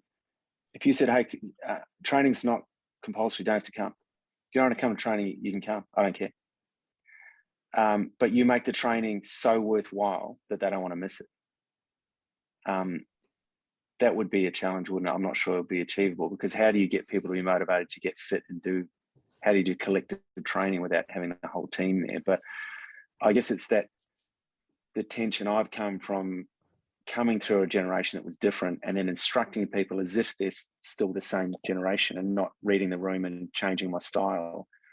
I know that if I push people and you just do it my way, we'll get there, but it doesn't seem to work as well as if I kind of collaborate and try to make it more of their idea, more about, hey, well, we've got to be here for training anyway. If you guys had a say in it, if you could run it any way you wanted, what would you do for training? What do you think we should do? Maybe every Tuesday, we're going to run the training the way that you want to run it, and we'll just see how it goes. And it may not be the way you want it, and you'll get frustrated, but you might get more buy-in or a sense that people are being listened to. As I was taught once about the newer generation, someone said to me, I was teaching a group of medical students, and I'd asked for advice from a senior instructor about the approach. And she'd said to me, they want a conversation, Bill. They don't want to be lectured to. They don't want to be parented. They want a conversation with someone that respects them and has some wisdom and some knowledge to impart. But they're not there to listen to what you've got to say. That they want to talk themselves, and it's up to you to kind of have a conversation and get that out of them. So it was a different approach to giving, we still call it a lecture, but even that term implies that I'm here to lecture you, rather than, if it was called a conversation, it would be a different approach. So that softened my style a bit. Less PowerPoint, had some ideas about what I wanted to say, but I'd come a bit more, not unprepared, but more about, okay, I want you to tell me what you want to do today, and I'm happy to run with that and see how it works, because I trust you. That's what that message is saying. I'm interested in what you've got to say because I trust your judgment. It's a different approach, and it's challenging. Yeah, it's not easy. Yeah, it would be, because you're used to having the whistle and them listening to you. So, and whether you've got more of a strategic, I don't know. I'm not a rugby coach. I'm just trying to think about how I might approach it. Whether you would accept losses, as in, you would lose a game in the short term that would result, but there's a strategic vision to improve the culture. So if you went, because I imagine there's a lot of pressure for you to win every single week. And how do you modify the message that you're giving, that it doesn't become the same message all the time and week after week after week where they switch off? So is there a strategic sort of message that you have, right? These are the messages at the start of the season versus the end of the season. And whether it's, you can afford to lose some games to develop a team in terms of, okay, we'll try it your way for a bit and see what happens. And then say, okay, well, we didn't do as well on the game on Saturday. I'm curious to know what your thoughts are about where the key areas we need to work on are. Because you might have come after the game and go, I think we need to work on tackling and, percentage of play where we are on the field. But instead of giving that like the learning objective, you're making it learner focused. What do you guys think are the areas we need to work on? And if they happen to come up with the same as you don't have to declare that. And so that's a great idea. All right, well, how about the next 2 training sessions, we focus on those 2 areas? Because that's what you guys have decided are the areas we need to work on. Now it's very learner focused. And it's not top down. It sounds like they're driving it. They may not be. It might have been your idea, but the language, the presentation of the idea has become now learner centric. And the evidence is that adults will buy into that a lot more than a top down approach. I think that's a real. You go, Tim. I was just saying, I kind of like that. We're having the last couple of weeks, we've had issues where we're feeding messages out with our water guys, and the feedback he's getting is that he's saying it, and then players are repeating exactly what he said. So they're not listening to what he's saying. They're thinking of what they want to say. But if we went out there with him and told him we want these messages, but asked them what they're saying, they potentially will just say the message anyway and get it out. So, yeah. Can I add into that? I took over a team a few years ago, and they were always waiting for the coach to say something, and my messages were, my question to our water boys was, what are they saying? And a lot of the time we were facilitating the conversations as opposed to saying what we think. And we had a huge shift in our playing group where they took ownership, and as you said, like, they were controlling our training sessions because this is what they felt they needed to do to get better. And we took the focus away from the opposition and focused internally on what works for us and what we need to work on, how we can control that. And it paid dividends with the way that they performed, the way that they approached things. We were getting every week 30, 40 players to training because they felt like they owned the team. And my challenges now is that going from New Zealand rugby to Switzerland, I would have like 6 guys turn up to training, and we got up to 12 because the boys were telling their mates to come along, and because this guy cares about us. And again, it's a massive shift over here for them because they're so used to the coach telling them their shit. You need to work on this, but the coach never helped them, guide them, and didn't care about their own feedback as well. And it's a big challenge over here, is changing that whole mindset of it's about us, not about me or you. And like, we just celebrated that we got 5 Swiss players, first time in their club history that they've got so many or any into the Swiss representative program. But again, each player understood that we're here for each other, not for ourselves. Yeah, that's great. And I think it's that there's nothing greater for me than when a novice, say I want to give a message about a communication strategy, but instead of me delivering top down, they say, hey, Bill, do you know of any strategies that will help me communicate? I'm like, yeah, now they want to learn something. And again, instead of me just hand feeding, I'll go, yeah, I do know of a few. Have you seen a few that work? What have you seen that works? And I might have some of the language, the time when they say, oh, I get a bit overwhelmed. I go, yeah, we call that cognitive overload. There are some really good strategies to free up attentional capacity that are across industries that we know about, strategies that work. So now you become the expert in that domain that's helping them grow. But it's come from them. I don't start the lecture by saying, now let me tell you about cognitive offload and some strategies of how to do it. It's not going to get the same engagement. I want to have them experience cognitive overload, think about it, and then almost ask me, beg me almost to hey, how do we fix this? And even then, you're only going to drip feed it and then use their language, their ideas, but actually formalize it. So now they see you as, wow, this person actually knows a bit of what they're talking about. They've got some research to back it. They've got some ideas. I imagine in your setting, potentially people said, hey, coach, how do we do this better? Now you've got buy-in where you go, well, how do you guys think we could do this better? You might almost know. So, well, here's some strategies I know that have worked. Do you want to try those? It's a different approach that I don't know, may have more buy-in. Maybe it's similar to the approach that I had, this top-down, I'm a captain, I'm in charge approach, versus that more collaborative approach that I've had more success with in later life. I think that's real important there, or there's 2 things that are real important there that you've just said and touched on there, Bill. One is probably around that collaborative approach. Like, I think you look at everything nowadays, you look at people creating like books, writing books, most of them are co-authored. People that do journal papers are co-authored. You've got coaching groups that are generally, some of them 4, 5, 6 deep.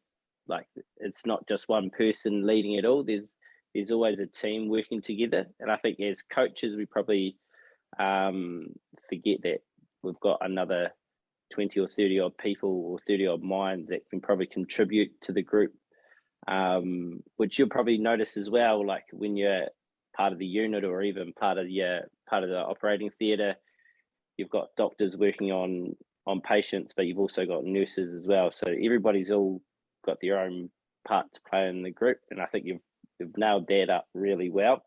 I think another real key point, and I heard this from Wayne Smith one time talk about, is that people, if there's a bigger sense of purpose, and it probably touches on that belonging piece that Blair was talking about, is if there's a bigger purpose, and then people, whether it's the team, felt like they contributed to that bigger purpose, then they're more likely to engage or stay engaged and to continue contributing to that cause. And I think that's probably a little bit of what you're, that's kind of what I was hearing, what you're touching on when Tim asked his question or was talking about his Colts team, and a little bit around what Perry was saying as well, is just, if everybody's got a bigger sense of purpose and a big connection to the piece of pie, then they're willing to contribute more.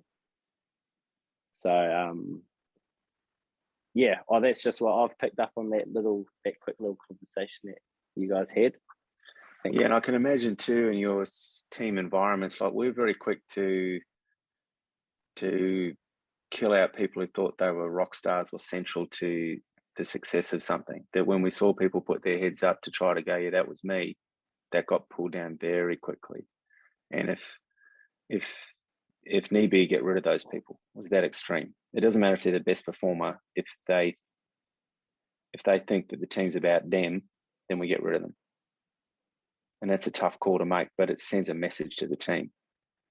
You know, if someone's gloating about how many tries they're scoring and that they're holding the whole team up because they're scoring all the tries, it's like, no, you're scoring a try on behalf of the team. Team's not here to support your try scoring numbers. And it's for other people to heap glory on you for tries, not for you to heap it on yourself. So getting that humility, that buy-in, that greater purpose, that we're all here for the greater purpose. And for me, I guess too, I've found what's improved my own performance is just chilling out a bit. It's pretty intense. Maybe I still am a bit. Now I recognize that, hey, one day I'm going to retire and all this shit's not going to matter. And no one's going to know who I am 3 days after I walk out of the organization. Be Bill who? So enjoy the journey myself. And I genuinely enjoy going to work and mixing with these people. And I'm less uptight when someone doesn't quite do their job the way I want it done, in a way that I used to be, because it's not that big a deal. And it's trying to move myself into the picture of who I want to be. I want to be someone who's professional, hardworking, but also relaxed and fun to be around and chilled out. I want people to go, yeah, we want Bill because he knows his shit, but he's chilled out. It's going to be a supportive environment. Man, it's taken me a long time to reach that point in my life where I've got some of that vision of how I want to be. I wish I had some of this vision when I was a bit younger, but all of us are like that, right? I mean, we're all going to die one day, and I see death a lot, so it makes me reflect a lot about how I'm living my own life. And whatever we think's super important at work, it's not that important. So it's balancing being professional, pursuing excellence, but you don't have to overinvest in it to the point where you're so intense and so bought into it, but no one else around you is. Yeah. If that makes any sense. Yeah, it does. I asked this question last time just before we finished up our chat when we first talked. The SAS has a mantra, who dares wins. Like, can you share with the group, obviously you shared it with me, like what it means to you? And then probably a follow-up question off of that is, do you think that's helped shape your relationship with failure, or maybe even just your curiosity? Yeah, it's a good question. So I think before I went to the unit, I grew up on Commando comics, and the sense that, who dares wins is you parachute behind enemy lines and you've got a bayonet in your mouth and you're a sack full of grenades. And what I realized when I entered the unit and served there, that who dares wins is more about attempting. So frequently, we're too scared to try something because we've already thought about all the reasons I might fail, or perhaps more frequently what other people will say about us. But once I learned to shed that fear, then who dares wins. Like, if you just by attempting something, even if you fail, if I attempt to climb Everest but I don't make the summit, it's still a worthwhile endeavor because it's still fun. It's in the Himalayas. I've done a lot of training, met good people, challenged myself. So it doesn't matter if I don't make it to the top, as an analogy. So who dares wins is really about just having a go at something. Gave me the confidence after that to go, well, actually, if I took all the restrictions away in life, is there anything that I would want to do in my life if there were no barriers to it? And even I looked at something as crazy as being an astronaut. As a little kid, I wanted to be an astronaut. I thought, this sounds ridiculous, but could I be an astronaut if I really tried? Well, let's just break the steps down. I'd have to go to the United States. I'd have to be a US citizen. I'd have to be a test pilot. I'd have to be a fighter pilot. I would have to join the US Air Force. All of a sudden, you can map out all the steps to standing on the moon. Each of those steps is potential for failure, but any one of us could potentially do that, right? With enough application and dedication. As stupid as it sounds, once you break things into smaller and smaller and smaller steps, even if I attempted to go and be an astronaut and I didn't make it onto the space program, maybe I only made as far as being a fighter pilot. Still cool, right? Even if I didn't make it into being a fighter pilot, the fact that I gave it a go, I've learned something about myself and I'm better for the experience. So that's what that who dares wins means for me, is that it's freed me up. Don't care about not achieving something anymore, because I'm going to die one day, and so none of this is going to matter. I'm going to be rotting in a hole in the ground. So I'd rather have a go, have no regrets, give something a shot. Maybe I go to fly helicopters and I'm shit at it, it never works out. Who cares? Maybe I'll try something else. Now I'm looking for the next thing. I'm thinking about, maybe I've seen these motorbike tours in the Himalayas and living in these huts up there. That sounds cool. Yeah, I want to do that before I get too old. Fascinated by explorers in the Antarctic. I want to go to Antarctica. Right, how can I make this work? There's some 3-month attachments as a doctor down there. Maybe I should apply for that. Maybe I should do surgical training. Like, there's no end to where I'm starting to think what I want to do in life. And I'm desperate to get it done before I get too old and too decrepit, or I get cancer or something. So that's kind of freed my mind to have a go at a whole lot more stuff than I would have previously, because it works and it's real, and it's allowed me to do a whole lot of things that are really satisfying. We self-limit so much, don't we? We all do that to an extent. We don't go for something because we think we're not good enough, or that someone's going to knock us back. But you go for it anyway. And even if you fall short, you're still better for it. Yeah, I think it's that.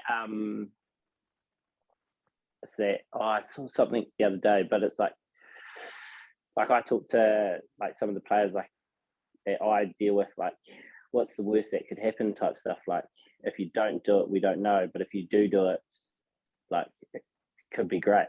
It might not be great, but then we can figure out whether or not how to fix it. Like, we as coaches, if it was a skill issue, like you said, if it was a technical issue as a coach, that's where we can fix that up. But we can't fix it up if they don't actually give it a go. And how do we find their limits?